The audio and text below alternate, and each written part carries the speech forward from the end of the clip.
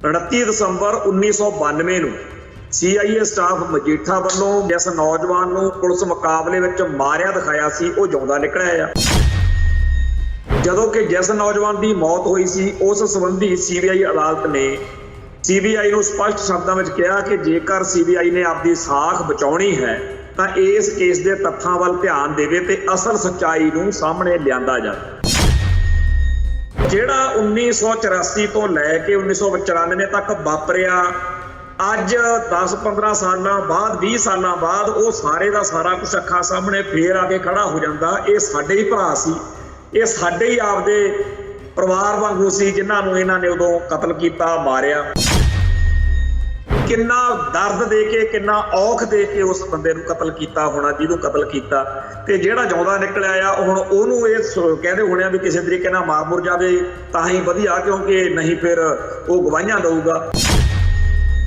ਜਿਨ੍ਹਾਂ ਲੋਕਾਂ ਦੇ ਕੋਲੇ ਕੋਈ ਬਚਣ ਦਾ, ਜ਼ਿੰਦਗੀ ਬਚਾਉਣ ਦਾ ਕੋਈ ਰਾਹ ਹੀ ਨਾ ਬਚਿਆ, ਉਹ ਫਿਰ ਕਰਨ ਤਾਂ ਕਰਨ ਕੀ, ਅਖੀਰ ਹਥਿਆਰ ਚੱਕ ਲਏ ਤੇ ਆਪਦੇ ਹੱਕਾਂ ਲਈ, ਇਨਸਾਫ ਲਈ ਲੜਾਈ ਸ਼ੁਰੂ ਕੀਤੀ, ਜਿਹਦੇ ਵਿੱਚ ਇੱਕ ਸਿੱਖ ਜੇ ਭਗੌੜਾ ਤਾਂ ਉਹਨੂੰ ਫੜਨ ਦੇ ਨਾਂ ਤੇ 30 40 ਉਹਦੇ ਟੱਬਰ ਦੇ ਜੀ ਚੱਕ ਲਿਆਓ। ਜਿਹੜੇ ਪੁਲਿਸੀਆਂ ਨੇ ਬੀਤੇ ਦੌਰ ਵਿੱਚ ਸਿੱਖ ਕੌਮ ਦਾ ਕਤਲੇਆਮ ਕੀਤਾ, ਬਾਅਦ ਵਿੱਚ ਸਿਸਟਮ ਨੇ, CBI ਨੇ ਉਹਨਾਂ ਨੂੰ ਅਦਾਲਤਾਂ ਦੇ ਵਿੱਚ ਸਜ਼ਾਵਾਂ ਕਰਵਾਤੀਆਂ। ਤਾਂ ਫਿਰ ਖੱਟਿਆ ਕੀ ਉਹਨਾਂ ਬੁੱਚੜਾਂ ਨੇ?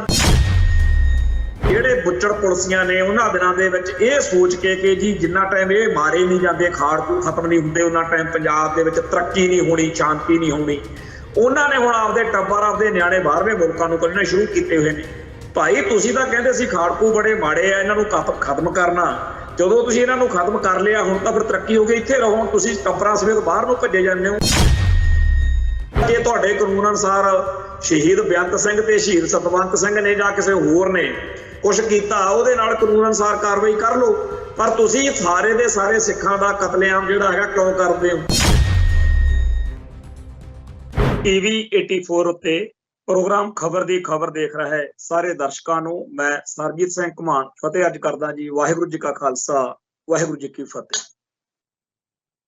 ਪ੍ਰੋਗਰਾਮ ਦੇ ਸ਼ੁਰੂ ਦੇ ਵਿੱਚ ਆਪਾਂ ਜਿਸ ਮਸਲੇ ਉੱਤੇ ਚਰਚਾ ਕਰਨ ਲੱਗੇ ਹਾਂ ਉਹ ਸਾਡਾ ਪਿਛਲੇ ਦੌਰ ਵਿੱਚ ਜਦੋਂ ਸਿੱਖਾਂ ਦਾ ਨਸਲਕੁਸ਼ੀ ਕੀਤੀ ਗਈ, ਨਸਲ ਘਾਤ ਕੀਤਾ ਗਿਆ, ਝੂਠੇ ਪੁਲਿਸ ਮੁਕਾਬਲਿਆਂ ਦੇ ਵਿੱਚ ਖਾਕੀ ਵਰਦੀ ਵਾਲਿਆਂ ਨੇ, ਜਿਨ੍ਹਾਂ ਵਿੱਚੋਂ ਬਹੁਤੇ ਜ਼ਿਆਦਾ ਸਾਡੇ ਸਿੱਖ ਪਰਿਵਾਰਾਂ ਦੇ ਵਿੱਚੋਂ ਹੀ ਜੰਮੇ ਸੀ, ਉਹਨਾਂ ਦੇ ਨਾਂ ਨਾਲ ਸਿੰਘ ਵੀ ਲੱਗਦਾ, ਉਹਨਾਂ ਨੇ ਸਾਡਾ ਇੱਥੇ ਜਦੋਂ ਕਤਲੇਆਮ ਕੀਤਾ, ਜਦੋਂ ਭਾਰਤੀ ਹਕੂਮਤੀ ਤੰਤਰ ਨੇ ਸਾਡਾ ਇਸ ਤਰੀਕੇ ਨਾਲ ਕਤਲੇਆਮ ਕਰਵਾਇਆ, ਉਸ ਦੌਰ ਦੀ ਇੱਕ ਖਬਰ ਬਾਰੇ ਜਿਹੜੀ ਕਿ ਅੱਜ ਦੇ ਸੰਦਰਭ ਵਿੱਚ, ਅੱਜ ਦੇ ਸਮੇਂ ਵਿੱਚ ਵੀ ਬਹੁਤ ਅਹਿਮ ਆ, ਉਹਦੇ ਉੱਤੇ ਆਪਾਂ ਚਰਚਾ ਕਰਨੀ ਹੈ।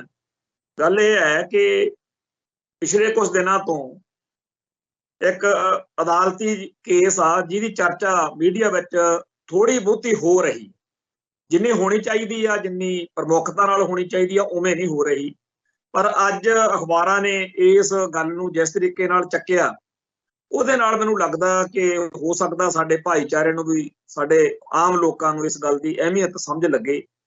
ਅਜੀਤ ਅਖਬਾਰ ਨੇ ਵੀ ਇਸ ਖਬਰ ਨੂੰ ਬੜਾ ਪ੍ਰਮੁੱਖਤਾ ਦੇ ਨਾਲ ਨਿਖਾਰ ਕੇ ਜੇ ਲਾਇਆ ਵੀ ਜੇਕਰ CBI ਨੇ ਆਪਦੀ ਸਾਖ ਬਚਾਉਣੀ ਹੈ ਤਾਂ ਤੱਥਾਂ ਵੱਲ ਧਿਆਨ ਦੇਵੇ।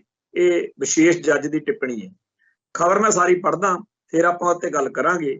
29 ਦਸੰਬਰ 1992 ਨੂੰ CIA ਸਟਾਫ ਮਜੀਠਾ ਵੱਲੋਂ ਮੁਕਾਬਲੇ ਵਿੱਚ 2 ਨੌਜਵਾਨਾਂ ਨੂੰ ਮਾਰਨ ਦੇ ਕੇਸ ਵਿੱਚ CBI ਅਦਾਲਤ ਮੋਹਾਲੀ ਵੱਲੋਂ ਅਹਿਮ ਟਿੱਪਣੀਆਂ ਕੀਤੀਆਂ ਗਈਆਂ ਨੇ। ਇਸ ਕੇਸ ਵਿੱਚ ਜਿਸ ਨੌਜਵਾਨ ਨੂੰ ਪੁਲਿਸ ਮੁਕਾਬਲੇ ਵਿੱਚ ਮਾਰਿਆ ਦਿਖਾਇਆ ਸੀ ਉਹ ਜਿਉਂਦਾ ਨਿਕਲਿਆ ਆ। ਜਦੋਂ ਕਿ ਜਿਸ ਨੌਜਵਾਨ ਦੀ ਮੌਤ ਹੋਈ ਸੀ ਉਸ ਸੰਬੰਧੀ CBI ਅਦਾਲਤ ਨੇ CBI ਨੂੰ ਸਪਸ਼ਟ ਸ਼ਬਦਾਂ ਵਿੱਚ ਕਿਹਾ ਕਿ ਜੇਕਰ CBI ਨੇ ਆਪਦੀ ਸਾਖ ਬਚਾਉਣੀ ਹੈ ਤਾਂ ਇਸ ਕੇਸ ਦੇ ਤੱਥਾਂ ਵੱਲ ਧਿਆਨ ਦੇਵੇ ਤੇ ਅਸਲ ਸੱਚਾਈ ਨੂੰ ਸਾਹਮਣੇ ਲਿਆਂਦਾ ਜਾਵੇ।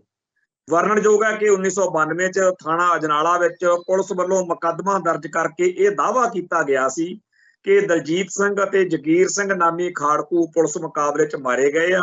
ਪਰ ਸੁਪਰੀਮ ਕੋਰਟ ਦੇ ਹੁਕਮਾਂ ਤੋਂ ਬਾਅਦ ਵਿੱਚ ਇਸ ਕੇਸ ਦੀ ਤਫਤੀਸ਼ CBI ਵੱਲੋਂ ਕੀਤੀ ਗਈ ਤੇ ਇਸ ਪੁਲਿਸ ਮੁਕਾਬਲੇ ਨੂੰ ਝੂਠਾ ਪਾਇਆ ਗਿਆ। ਇਸ ਕੇਸ ਵਿੱਚ CBI ਅਦਾਲਤ ਮੋਹਾਲੀ ਵੱਲੋਂ ਪਿਛਲੇ ਦਿਨੀ ਫੈਸਲਾ ਸੁਣਾਇਆ ਗਿਆ ਸੀਗਾ, ਜਿਸ ਵਿੱਚ ਝੂਠੇ ਸਬੂਤ ਬਣਾਉਣ ਕਰਕੇ ਤਤਕਾਲੀ CIA ਇੰਚਾਰਜ ਤਰਸੇਮ ਲਾਲ ਨੂੰ 3 ਸਾਲ ਸਜ਼ਾ ਸੁਣਾਈ ਗਈ ਸੀ, ਜਦੋਂ ਕਿ ਸਾਬਕਾ ਇੰਸਪੈਕਟਰ ਧਰਮ ਸਿੰਘ ਗਵਾਹਾਂ ਦੇ ਮੁਕਰਨ ਕਰਕੇ ਸ਼ੱਕ ਦੇ ਆਧਾਰ ਤੇ ਬਰੀ ਕਰ ਦਿੱਤਾ ਗਿਆ ਸੀ। ਸੀਬੀਆਈ ਜੱਜ ਰਕੇਸ਼ ਕੁਮਾਰ ਗੁਪਤਾ ਨੇ ਆਪਣੇ ਫੈਸਲੇ ਵਿੱਚ ਲਿਖਿਆ ਕਿ ਅਦਾਲਤ ਨੂੰ ਆਸ ਹੈ ਕਿ ਸੀਬੀਆਈ ਇਸ ਤੱਥ ਵੱਲ ਜ਼ਰੂਰ ਧਿਆਨ ਦੇਵੇਗੀ ਅਤੇ ਘੱਟ ਤੋਂ ਘੱਟ ਇਸ ਕਰਕੇ ਉਸ ਦੀ ਸਾਖ ਨੂੰ ਧੱਬਾ ਨਾ ਲੱਗੇ। ਸੀਬੀਆਈ ਦੀ ਸਪੈਸ਼ਲ ਅਦਾਲਤ ਦੇ ਪਬਲਿਕ ਪ੍ਰੋਸੀਕਿਊਟਰ ਅਸ਼ੋਕ ਕੁਮਾਰ ਬਗੌੜੀਆ, ਜਿਨ੍ਹਾਂ ਸੀਬੀਆਈ ਵੱਲੋਂ ਇਸ ਕੇਸ ਦੀ ਪੈਰਵਾਈ ਨਹੀਂ ਕੀਤੀ, ਨੇ ਕਿਹਾ ਕਿ ਉਹ ਅਦਾਲਤ ਦੇ ਇਸ ਫੈਸਲੇ ਦੀ ਸਮੀਖਿਆ ਕਰਨ ਅਤੇ ਏਜੰਸੀ ਨੂੰ ਕਾਨੂੰਨ ਮੁਤਾਬਕ ਆਪਣੀ ਰਾਏ ਦੇਣਗੇ। ਦੂਜੇ ਪਾਸੇ ਪੀੜਤ ਧਿਰ ਦੇ ਵਕੀਲਾਂ ਸਰਬਜੀਤ ਸਿੰਘ ਵੇਰਕਾ ਤੇ ਜਗਜੀਤ ਸਿੰਘ ਨੇ ਕਿਹਾ ਕਿ ਅਦਾਲਤ ਦੇ ਫੈਸਲੇ ਵਿੱਚ ਦਿੱਤੀਆਂ ਟਿੱਪਣੀਆਂ ਤੋਂ ਆਸ ਕਰਦੇ ਹਾਂ ਕਿ ਸੀਬੀਆਈ ਇਸ ਕੇਸ ਦੀ ਅਗਲੀ ਤਫਤੀਸ਼ ਕਰੇਗੀ ਤੇ ਸੱਚ ਸਾਹਮਣੇ ਲਿਆ ਕੇ ਹੋਰ ਦੋਸ਼ੀਆਂ, ਜਿਨ੍ਹਾਂ ਵਿੱਚ ਉੱਚ ਅਧਿਕਾਰੀ ਵੀ ਸ਼ਾਮਲ ਨੇ, ਨੂੰ ਸਜ਼ਾ ਦਿਵਾਵੇਗੀ। ਹੁਣ ਜਿਹੜੀ ਖਬਰ ਆ ਉਹ ਤਾਂ ਆਪਾਂ ਪੜ੍ਹ ਲਈ। ਹੁਣ ਇਸ ਗੱਲ ਵਰਗੇ ਘੱਟੋ ਘੱਟ 35-40 ਪੰਜਾਬ ਦੇ ਵਿੱਚ ਮਾਮਲੇ ਆ ਜਿੱਥੇ ਜਿਹੜੇ ਬੰਦਿਆਂ ਨੂੰ ਪੁਲਿਸ ਨੇ ਕਿਹਾ ਕਿ ਬੜਾ ਖਤਰਨਾਕ ਖਾੜਕੂ ਸੀਗਾ ਜੀ, ਉਹ ਇਸ ਮੁਕਾਬਲੇ 'ਚ ਮਾਰਤਾ, ਉਲਟਾ ਉਹ ਬੰਦੇ ਜਿਉਂਦੇ ਨਿਕਲੇ ਆ। 1-2 ਬੰਦਿਆਂ ਨੇ ਤਾਂ ਇੱਥੇ ਜਦੋਂ ਤੋਂ ਆਪਾਂ ਕੰਮ ਸ਼ੁਰੂ ਕੀਤਾ ਮੈਨੂੰ ਵੀ ਆ ਕੇ ਆਪਦੀਆਂ ਫਾਈਲਾਂ ਦਿਖਾਈਆਂ, ਮਿਲੇ। ਇੱਕ ਕੌਂਕੇ ਭਾਈ ਗੁਰਦੇਵ ਸਿੰਘ ਦੇ ਕੌਂਕੇ ਦੇ ਪਿੰਡ ਤੋਂ ਬਾਬਾ ਜਗਦੀਸ਼ ਸਿੰਘ ਦੀਸ਼ਾ, ਜਿਹਨੂੰ 1992 ਦੇ ਵਿੱਚ ਦਰਸ਼ਨ ਸਿੰਘ ਡੇਲੋਂ ਵਾਲੇ ਥਾਣੇਦਾਰ ਨੇ, ਜਿਹਨੇ ਬਹੁਤ ਵੱਡੀ ਗਿਣਤੀ ਵਿੱਚ ਸਿੱਖਾਂ ਦਾ ਕਤਲੇਆਮ ਕੀਤਾ, ਤੇ ਜਿਵੇਂ ਸਵੇਦ ਸੈਣੀ ਨੂੰ ਬਾਦਲ ਪਰਿਵਾਰ ਨੇ ਆਪਦੀ ਸਰਕਾਰ ਦੇ ਵਿੱਚ ਨਵਾਜਿਆ, ਉਵੇਂ ਇਸ ਦਰਸ਼ਨ ਸਿੰਘ ਡੇਲੋਂ ਨੂੰ ਹੁਣ ਕਹਿੰਦੇ ਆ ਉਹ ਦਰਸ਼ਨ ਸਿੰਘ ਮਾਨ ਬਣ ਗਿਆ। ਸੋ ਦਰਸ਼ਨ ਸਿੰਘ ਅਸਲ ਵਿੱਚ ਡੇਲੋਂ ਸਾਡੇ ਮੰਡੀ ਅਹਿਮਦਗੜ੍ਹ ਦੇ ਕੋਲ ਇੱਕ ਡੇਲੋਂ ਨਿੱਕਾ ਜਿਹਾ ਕਸਬਾ ਹੈ, ਉੱਥੇ ਦਾ ਥਾਣੇਦਾਰ ਸੀਗਾ, ਜਿਹਨੇ ਬੜੀ ਵੱਡੀ ਗਿਣਤੀ ਵਿੱਚ ਜਿੱਥੋਂ ਜੀ ਕਰਦਾ ਉਹ ਚੱਕ ਲਿਆਉਂਦਾ ਸੀ ਮੁੰਡਿਆਂ ਨੂੰ ਤੇ ਉੱਥੇ ਲਿਆ ਕੇ ਮਾਰਦਾ ਕੁੱਟਦਾ ਸੀ, ਕਤਲ ਕਰਦਾ ਸੀ। ਤੇ ਅਸੀਂ ਵੀ ਉਹਦਾ, ਮੈਂ ਵੀ ਖੁਦ ਵੀ ਉਹਦਾ ਸ਼ਿਕਾਰ ਬਣਿਆ, ਪਰ ਚਲੋ ਪੈਰਵਾਈ ਹੋ ਗਈ, ਬਚ ਗਏ। ਇਸ ਤਰੀਕੇ ਨਾਲ ਦਰਸ਼ਨ ਡੇਲੋਂ ਨੇ ਜੋ ਜ਼ੁਲਮ ਕੀਤਾ, ਉਸ ਤਰੀਕੇ ਦੇ ਹੋਰ ਵੀ ਬਹੁਤ ਸਾਰੇ ਬੁੱਚੜ ਪੰਜਾਬ ਭਰ ਦੇ ਵਿੱਚ, ਹਰੇਕ ਇਲਾਕੇ ਦੇ ਵਿੱਚ ਕਿਸੇ ਥਾਂ ਤੇ ਕੋਈ, ਕਿਸੇ ਥਾਂ ਤੇ ਕੋਈ ਬਦਨਾਮ ਆ। ਉਹਨਾਂ ਦਰਸ਼ਨ ਸਿੰਘ ਡੇਲੋਂ ਵਰਗਿਆਂ ਨੇ ਹੀ ਜਿਹੜੇ ਕਤਲ ਕੀਤੇ, ਉਹਨਾਂ ਤੋਂ ਬਾਅਦ ਵਿੱਚ ਇਹਨਾਂ ਪੁਲਿਸ ਅਫਸਰਾਂ ਨੂੰ ਹੋਇਆ ਕੁਛ ਨਹੀਂ। ਜਿਵੇਂ ਮੈਂ ਗੱਲ ਕਰ ਰਿਹਾ ਬਈ ਬਾਬਾ ਜਗਦੀਸ਼ ਸਿੰਘ ਦੀਸ਼ੇ ਦੇ ਬਾਰੇ, ਉਹਨੇ ਕਹਿਤਾ ਕਿ ਜੀ ਅਸੀਂ ਉਹਨੂੰ ਮੁਕਾਬਲੇ 'ਚ ਮਾਰਿਆ, ਉਹ ਸਾਡੇ ਨਾਲ ਨਾਭੇ ਜਲ ਰਿਹਾ, ਉਹ ਜਿਉਂਦਾ ਜਾਗਦਾ ਅਜੇ ਵੀ ਆਪਦੇ ਪਿੰਡ ਬੈਠਾ ਪਾਠੀ ਆ, ਪਾਠ ਕਰਦਾ ਤੇ ਬੜੀ ਆਪਦੀ ਸੱਚੇ ਪਾਤਸ਼ਾਹ ਦੀ ਕਿਰਪਾ ਨਾਲ ਜ਼ਿੰਦਗੀ ਬਤੀਤ ਕਰ ਰਿਹਾ, ਤੇ ਉਹਦੀ ਥਾਂ ਤੇ ਪਤਾ ਨਹੀਂ ਕਿਹਨੂੰ ਮਾਰ ਸੁੱਟਿਆ। ਇਵੇਂ ਹੀ ਉਮਰਾ ਨੰਗਲ ਨੇ ਭਾਈ ਗੁਰਨਾਮ ਸਿੰਘ ਬੰਡਾਲਾ, ਜਿਹੜਾ ਕਿ ਖਾੜਕੂ ਸੰਘਰਸ਼ ਦੇ ਵਿੱਚ ਬੜਾ ਚਰਚਿਤ ਨਾਂ ਰਿਹਾ, ਉਹਦੀ ਥਾਂ ਦੇ ਉੱਤੇ ਕਿਸੇ ਹੋਰ ਨੂੰ, ਜਸਪਾਲ ਸਿੰਘ ਨੂੰ ਕਤਲ ਕਰ ਦਿੱਤਾ, ਪਰ ਉਸ ਕੇਸ ਦੇ ਵਿੱਚ ਅਜੇ ਤੱਕ ਕੱਖ ਨਹੀਂ ਹੋਇਆ। ਅਦਾਲਤ ਸਰਕਾਰ ਜਿਹੜੀ ਆ ਉਮਰਾ ਨੰਗਲ ਨੂੰ ਬਚਾਉਣ ਦੇ ਲਈ ਉਹਨੂੰ ਖੁੱਲਾ ਟਾਈਮ ਦੇ ਰਹੀ ਆ, ਜਿਵੇਂ ਦਿੱਲੀ ਦੇ ਵਿੱਚ ਨਵੰਬਰ 84 ਵਾਲੇ ਕਾਤਲਾਂ ਨੂੰ ਬਚਾਉਣ ਲਈ ਖੁੱਲਾ ਟਾਈਮ ਦਿੰਦੇ ਰਹੇ। ਬਾਅਦ ਚ ਗਵਾਹ ਜਿਹੜੇ ਆ ਕਈ ਮਾਰ ਮੁੱਕ ਗਏ, ਜਿਨ੍ਹਾਂ ਨੇ ਇਨਸਾਫ ਚਾਹੀਦਾ ਸੀ, ਜਿਹੜੇ ਇਨਸਾਫ ਦੀ ਲੜਾਈ ਲੜ ਰਹੇ ਸੀ, ਜਿਹੜੇ ਪੈਰਵਾਈਆਂ ਕਰਦੇ ਸੀ, ਉਹ ਵੀ ਹੰਬ ਕੇ ਘਰਾਂ 'ਚ ਬਹਿ ਗਏ। ਇਸੇ ਤਰੀਕੇ ਦੇ ਨਾਲ ਘੱਟੋ ਘੱਟ ਮੈਂ 30-35 ਕੇਸ ਮੋਟੇ ਗਿਣਾ ਸਕਦਾ ਜਿਨ੍ਹਾਂ ਦੇ ਵਿੱਚ ਬੰਦੇ ਜਿਉਂਦੇ ਨਿਕਲੇ ਆਏ, ਤੇ ਪੁਲਿਸੀਆਂ ਨੇ ਉਹਨਾਂ ਦੀ ਥਾਂ ਤੇ ਬੇਦੋਸ਼ੇ ਚੱਕ ਕੇ ਬੰਦੇ ਮਾਰ ਸੁੱਟੇ, ਕਿਉਂਕਿ ਅਸਲ ਬੰਦਾ ਚਰਚਾ 'ਚ ਸੀ, ਵਿਵਾਦਾਂ 'ਚ ਸੀ, ਉਹਦਾ ਨਾਂ ਵੱਖ-ਵੱਖ ਕਾਰਨਾਂ ਕਰਕੇ ਮੀਡੀਆ 'ਚ ਚੱਲਦਾ ਸੀ, ਤੇ ਉਹਦੀ ਥਾਂ ਤੇ ਫਿਰ ਦੂਜਾ ਬੰਦਾ ਮਾਰ ਕੇ ਉਹਦੇ ਨਾਂ ਦੇ ਉੱਤੇ ਮੈਡਲ ਵੀ ਲੈ ਲਿਆ, ਤਰੱਕੀ ਵੀ ਲੈ ਲਈ। ਤੇ ਭਾਰਤੀ ਹਕੂਮਤੀ ਤੰਤਰ ਨੇ ਉਹਨਾਂ ਕਾਤਲਾਂ ਨੂੰ ਬਚਾਉਣ ਲਈ, ਜਾਂ ਇਉਂ ਕਹੀਏ ਵੀ ਸਿਸਟਮ ਨੇ, ਉਹ ਜਿਹੜੀਆਂ ਤਰੱਕੀਆਂ ਤੇ ਇਨਾਮ ਲਏ ਸੀ ਉਹਨਾਂ ਨੂੰ ਜਿਹੜਾ ਕੱਖ ਨਹੀਂ ਗੋਲਿਆ। ਤੇ ਪੈਂਕੀ ਕੈਟ ਨੇ ਤਾਂ ਇਹੋ ਜਿਹੇ ਬਹੁਤ ਕੁਝ ਦੱਸੇ ਸੀਗੇ। ਜਦੋਂ ਉਹ ਮਰਿਆ ਮੈਂ ਉਦੋਂ ਵੀ ਗੱਲ ਆਖੀ ਸੀ ਬਈ ਜਿਹੜੀ ਉਹ ਕਿਤਾਬ ਲਿਖਣ ਨੂੰ ਕਰਦਾ ਸੀ, ਹੋ ਸਕਦਾ ਉਹਨੇ ਕਾਫੀ ਕੁਝ ਲਿਖਿਆ ਵੀ ਹੋਵੇ, ਪਰ ਜਿਸ ਤਰੀਕੇ ਨਾਲ ਉਹ ਡੇਂਗੂ ਨਾਲ ਮਰ ਗਿਆ ਤੇ ਉਹ ਸਾਰਾ ਕੁਝ ਵਿੱਚੇ ਰਹਿ ਗਿਆ। ਮੈਂ ਜਿਹੜੀ ਇਹ ਗੱਲ ਚੱਲ ਰਹੀ ਹੈ ਇਹਦੇ ਵਿੱਚ ਭਾਈ ਨਾਰਾਇਣ ਸਿੰਘ ਚੌੜੇ ਦਾ ਬੇਟਾ ਆ ਜਿਹੜਾ ਐਡਵੋਕੇਟ ਜਗਜੀਤ ਸਿੰਘ ਆ ਤੇ ਸਰਬਜੀਤ ਸਿੰਘ ਵੇਰਕਾ, ਇਹ ਵਿਚਾਰੇ ਬੜੇ ਲੰਮੇ ਅਰਸੇ ਤੋਂ 10-15 ਸਾਲ ਤਾਂ ਇਹਨੂੰ ਮੈਨੂੰ ਦੇਖਦਾ ਨੂੰ ਹੋ ਗਏ, ਪਰ ਇਹਨਾਂ ਦੇ ਟੱਬਰ ਨੂੰ, ਖਾਸ ਤੌਰ ਤੇ ਭਾਈ ਨਾਰਾਇਣ ਸਿੰਘ ਚੌੜੇ ਦੇ ਟੱਬਰ ਨੂੰ, ਨਾਰਾਇਣ ਸਿੰਘ ਚੌੜੇ ਨੂੰ ਬਦਨਾਮ ਕਰਨ ਦੇ ਲਈ ਵੀ ਸਰਕਾਰ ਨੇ ਕੋਈ ਕਸਰ ਨਹੀਂ ਛੱਡੀ। ਹਰ ਰੋਜ਼ ਸੋਸ਼ਲ ਮੀਡੀਆ ਤੇ ਤੁਸੀਂ ਦੇਖ ਸਕਦੇ ਹੋ ਕਿੰਨੀਆਂ ਗੱਦੀਆਂ ਭੈੜੀਆਂ ਗੱਲਾਂ ਇਹਦੇ ਖਿਲਾਫ ਲਿਖ ਕੇ ਇਸ ਪਰਿਵਾਰ ਨੂੰ ਵੀ ਇਹ ਜਿਹੇ ਖਾੜਕੂਆਂ ਦੇ ਕੇਸ ਲੜਦੇ ਆ, ਇਹਨਾਂ ਨੂੰ ਬਦਨਾਮ ਕਰੀਏ, ਇਹ ਵੀ ਕੁਝ ਨਾਲ ਦੀ ਨਾਲ ਚੱਲਦਾ। ਸੋ ਜਿਹੜੇ ਸਾਡੇ ਕੌਮ ਦੇ ਅੰਦਰੂਨੀ ਇਹ ਮਸਲੇ ਨੇ, ਇਹਨਾਂ ਦਾ ਲਾਹਾ ਸਟੇਟ ਪੂਰਾ ਠੋਕ ਕੇ ਲੈਂਦੀ ਆ। ਬਹੁਤ ਸਾਰੇ ਕੇਸਾਂ ਦੇ ਵਿੱਚ ਪੁਲਿਸ ਅਫਸਰ ਸਿੱਧਾ ਜਾ ਕੇ ਕਹਿੰਦੇ ਨੇ ਆ ਚੱਕ 10 ਲੱਖ, ਆ ਚੱਕ 20 ਲੱਖ, ਤੇ ਬਜ਼ੁਰਗ ਪਰਿਵਾਰ ਜਿਹੜੇ ਨੇ ਉਹ ਆਪਦੇ ਪੁੱਤ ਦੀ ਕੀਮਤ ਕਿਵੇਂ ਲੈ ਲੈਣ ਤੇ ਉਹਨਾਂ ਦੇ ਉੱਤੇ ਝੂਠੇ ਮੁਕੱਦਮੇ ਦਰਜ ਕਰਕੇ ਅੱਜ ਵੀ ਡਰਾਇਆ ਧਮਕਾਇਆ ਜਾ ਰਿਹਾ।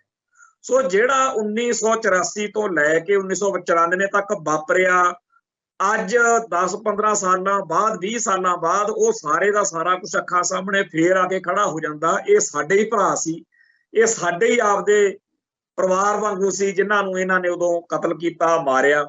ਤੇ ਸਭ ਤੋਂ ਵੱਡੀ ਗੱਲ ਇਹ ਕਿ ਜਿਹੜੇ ਬੁੱਚੜ ਪੁਲਸੀਆਂ ਨੇ ਉਹਨਾਂ ਦਿਨਾਂ ਦੇ ਵਿੱਚ ਇਹ ਸੋਚ ਕੇ ਕਿ ਜੀ ਜਿੰਨਾ ਟਾਈਮ ਇਹ ਮਾਰੇ ਨਹੀਂ ਜਾਂਦੇ, ਖਾੜਕੂ ਖਤਮ ਨਹੀਂ ਹੁੰਦੇ, ਉਹਨਾਂ ਟਾਈਮ ਪੰਜਾਬ ਦੇ ਵਿੱਚ ਤਰੱਕੀ ਨਹੀਂ ਹੋਣੀ, ਸ਼ਾਂਤੀ ਨਹੀਂ ਹੋਣੀ।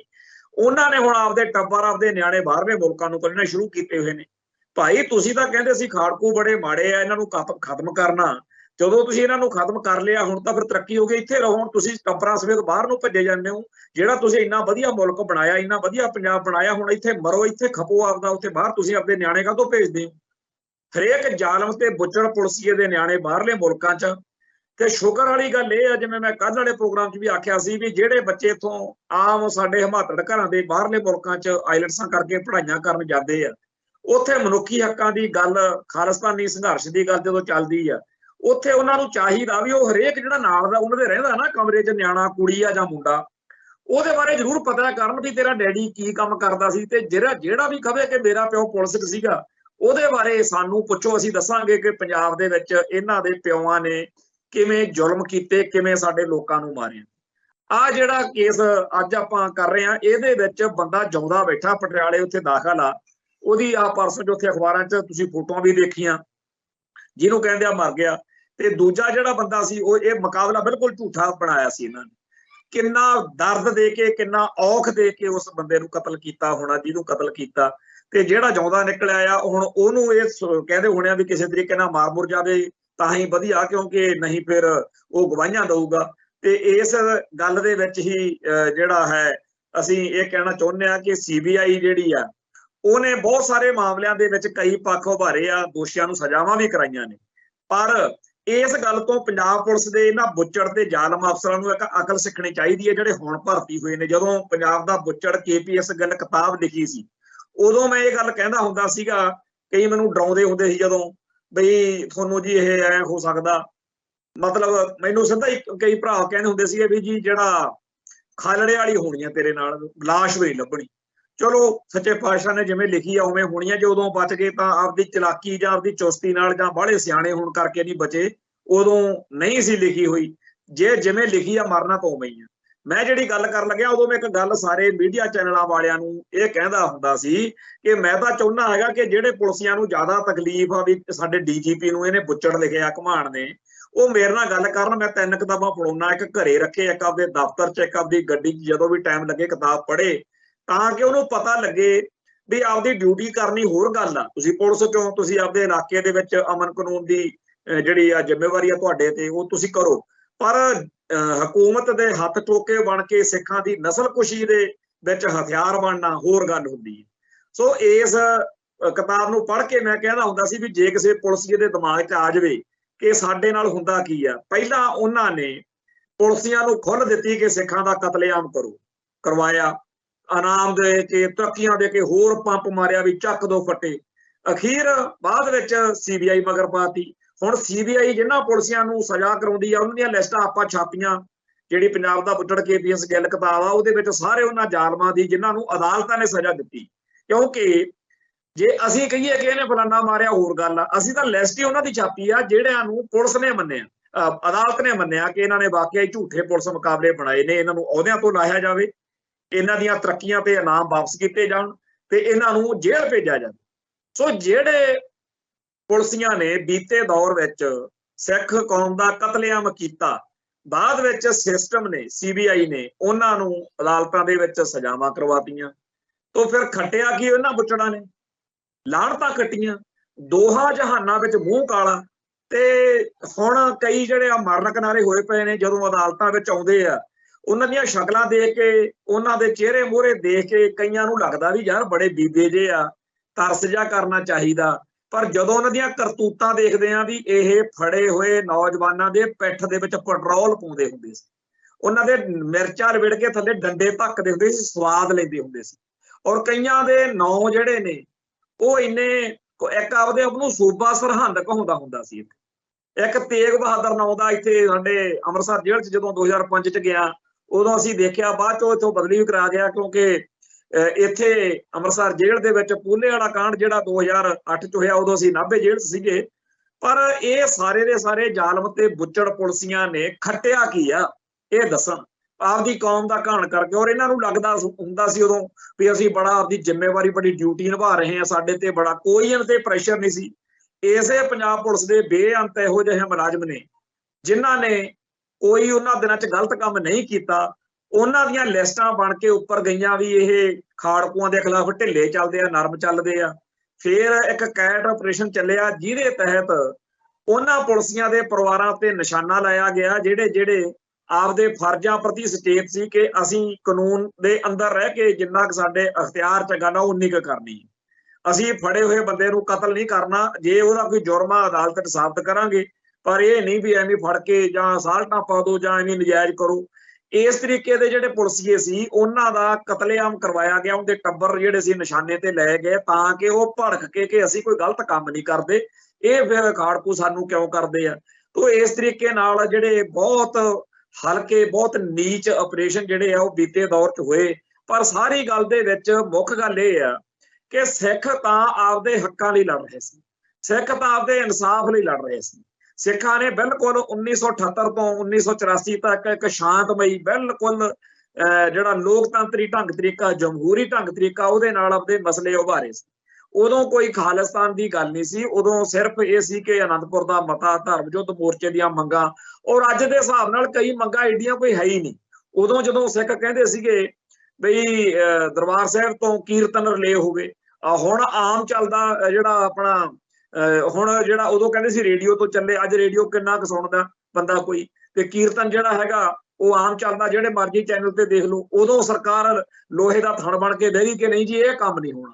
ਜੇ ਸਿੱਖਾਂ ਨੇ ਕਿਹਾ ਜੀ ਸਾਡੇ ਅਕਾਲ ਤਖਤ ਸਾਹਿਬ ਦੇ ਨਾਂ ਤੇ ਜਾਂ ਗੁਰਦੁਆਰਾ ਸਾਹਿਬ ਦੇ ਨਾਂ ਤੇ ਰੇਲ ਦਾ ਨਾਂ ਹੀ ਰੱਖ ਦੋ, ਜੇ ਕਿਹਾ ਵੀ ਅੰਮ੍ਰਿਤਸਰ ਸ਼ਹਿਰ ਨੂੰ ਪਵਿੱਤਰ ਸ਼ਹਿਰ ਦਾ ਦਰਜਾ ਦੇ ਦੋ, ਕਿੱਡੀਆਂ ਕੁ ਗੱਲਾਂ ਸੀ ਇਹ। ਪਰ ਸਿੱਖਾਂ ਨੂੰ ਨੀਵਾਂ ਦਿਖਾਉਣਾ ਸੀ। ਸੋ ਐਡੀ ਨੀਚਤਾ ਉਸ ਹਿੰਦੂਤਵੀ ਸਰਕਾਰ ਦੇ ਜਿਹਨ 'ਚ ਵਸੀ ਹੋਈ ਸੀ। ਕਾਂਗਰਸ ਨੇ ਸਿੱਖਾਂ ਨੂੰ, ਸਿੱਖਾਂ ਦੀਆਂ ਮੰਗਾਂ ਮੰਨਣ ਦੀ ਬਜਾਏ ਸਿੱਖਾਂ ਨੂੰ ਜਲੀਲ ਕਰਨ ਦੇ ਲਈ, ਨੀਵਾਂ ਦਿਖਾਉਣ ਦੇ ਲਈ 1984 'ਚ ਕਹਿ ਹਟਾਇਆ। ਉਹਦੇ 'ਚ ਇੰਦਰਾ ਠੋਕੀ ਗਈ। ਇੰਦਰਾ ਦਾ ਜਿਹੜਾ ਸੀਗਾ ਬਾਅਦ ਵਿੱਚ ਤੁਹਾਡੇ ਸਾਹਮਣੇ ਆ ਬਈ ਕਾਂਗਰਸੀਆਂ ਨੇ ਸਾਰੇ ਭਾਰਤ ਵਿੱਚ ਸਿੱਖਾਂ ਦਾ ਕਤਲੇਆਮ ਕੀਤਾ, ਔਰ ਉਹਦੇ ਵਿੱਚ ਉਹ ਕਾਂਗਰਸ ਦੀ ਅਗਵਾਈ ਵਿੱਚ ਸੀ 90% ਹਿੰਦੂ ਸੀ, ਬਾਕੀ 10% ਬਾਕੀ ਬਰਾਦਰੀਆਂ ਦੇ ਵੀ ਸੀ। ਇਹ ਨਹੀਂ ਸੀ ਵੀ ਇਕੱਲੇ ਹਿੰਦੂਆਂ ਨੇ ਉਥੋਂ ਕਤਲੇਆਮ ਕੀਤਾ। ਹਾਂ, ਉਹ ਹਿੰਦੂ ਉਹਦੇ 'ਚ ਬਹੁ ਗਿਣਤੀ ਸੀ, ਤੇ ਚਾਹੇ ਉਹ ਹਿੰਦੂ ਸੀ ਚਾਹੇ ਉਹ ਗੈਰ ਹਿੰਦੂ ਸੀ, ਇਹ ਸਾਰੇ ਦੇ ਸਾਰੇ ਕਾਂਗਰਸੀ ਸੀਗੇ, ਜਿਹਦੇ ਵਿੱਚ RSS BJP ਵਾਲਿਆਂ ਦਾ ਵੀ ਆਪਾਂ ਨੂੰ ਹੁਣ ਪਤਾ ਲੱਗ ਰਿਹਾ ਕਿ ਉਹਨਾਂ ਨੇ ਵੀ ਕਸਰ ਨਹੀਂ ਛੱਡੀ। ਔਰ ਇਹ ਸਾਰਾ ਜਿਹੜਾ ਕਤਲੇਆਮ ਹੋਇਆ, ਇਸ ਤੋਂ ਬਾਅਦ ਵਿੱਚ ਸਿੱਖਾਂ ਕੋਲੇ ਹੋਰ ਰਾਹ ਕਿਹੜਾ ਬਚਿਆ ਸੀ? ਇੱਕ ਰਾਹ ਹੁੰਦਾ ਵੀ ਸ਼ਾਂਤਮਈ ਢੰਗ ਤਰੀਕੇ ਨਾਲ ਲੜੋ, ਇੱਕ ਤਰੀਕਾ ਹੁੰਦਾ ਵੀ ਕਾਨੂੰਨ ਅਨੁਸਾਰ ਤੁਸੀਂ ਹੱਕ ਲਈ ਲੜੋ। ਹੁਣ ਜਦੋਂ ਅਗਲੇ ਤੁਹਾਡੇ ਗਲਾਂ 'ਚ ਟਾਇਰ ਬੇਦੋਸ਼ਾਂ ਦੇ ਪਾ ਰਹੇ ਨੇ, ਤੁਹਾਡੀਆਂ ਧੀਆਂ ਭੈਣਾਂ ਨੂੰ ਰੇਪ ਕਰ ਰਹੇ ਨੇ, ਗੁਰਦੁਆਰਿਆਂ ਨੂੰ ਅੱਗਾਂ ਲਾਈਆਂ ਜਾ ਰਹੀਆਂ, ਕੋਈ ਤੁਹਾਡੇ ਸਾਹਮਣੇ ਕਾਨੂੰਨ ਕਰਾਉਣ ਵਾਲੀ ਗੱਲ ਕੋਈ ਨਹੀਂ। ਉੱਥੇ ਮੁਲਕ ਦੇ ਵਿੱਚ ਸੁਪਰੀਮ ਕੋਰਟ ਆ, ਚੀਫ ਜਸਟਿਸ ਆਫ ਇੰਡੀਆ, ਹੋਰ ਲੱਲੜ ਪੱਲੜ ਬੜਾ, ਕਿਸੇ ਨੇ ਚੂੰ ਨਹੀਂ ਕੀਤੀ ਹੈਗੀ ਵੀ ਸਿੱਖਾਂ ਦਾ ਕੀ ਕਸੂਰ ਆ ਜਿਹੜੇ ਆ ਬੇਦੋਸ਼ਾਂ ਨੂੰ ਮਾਰੀ ਜਾਂਦੇ ਹੋ।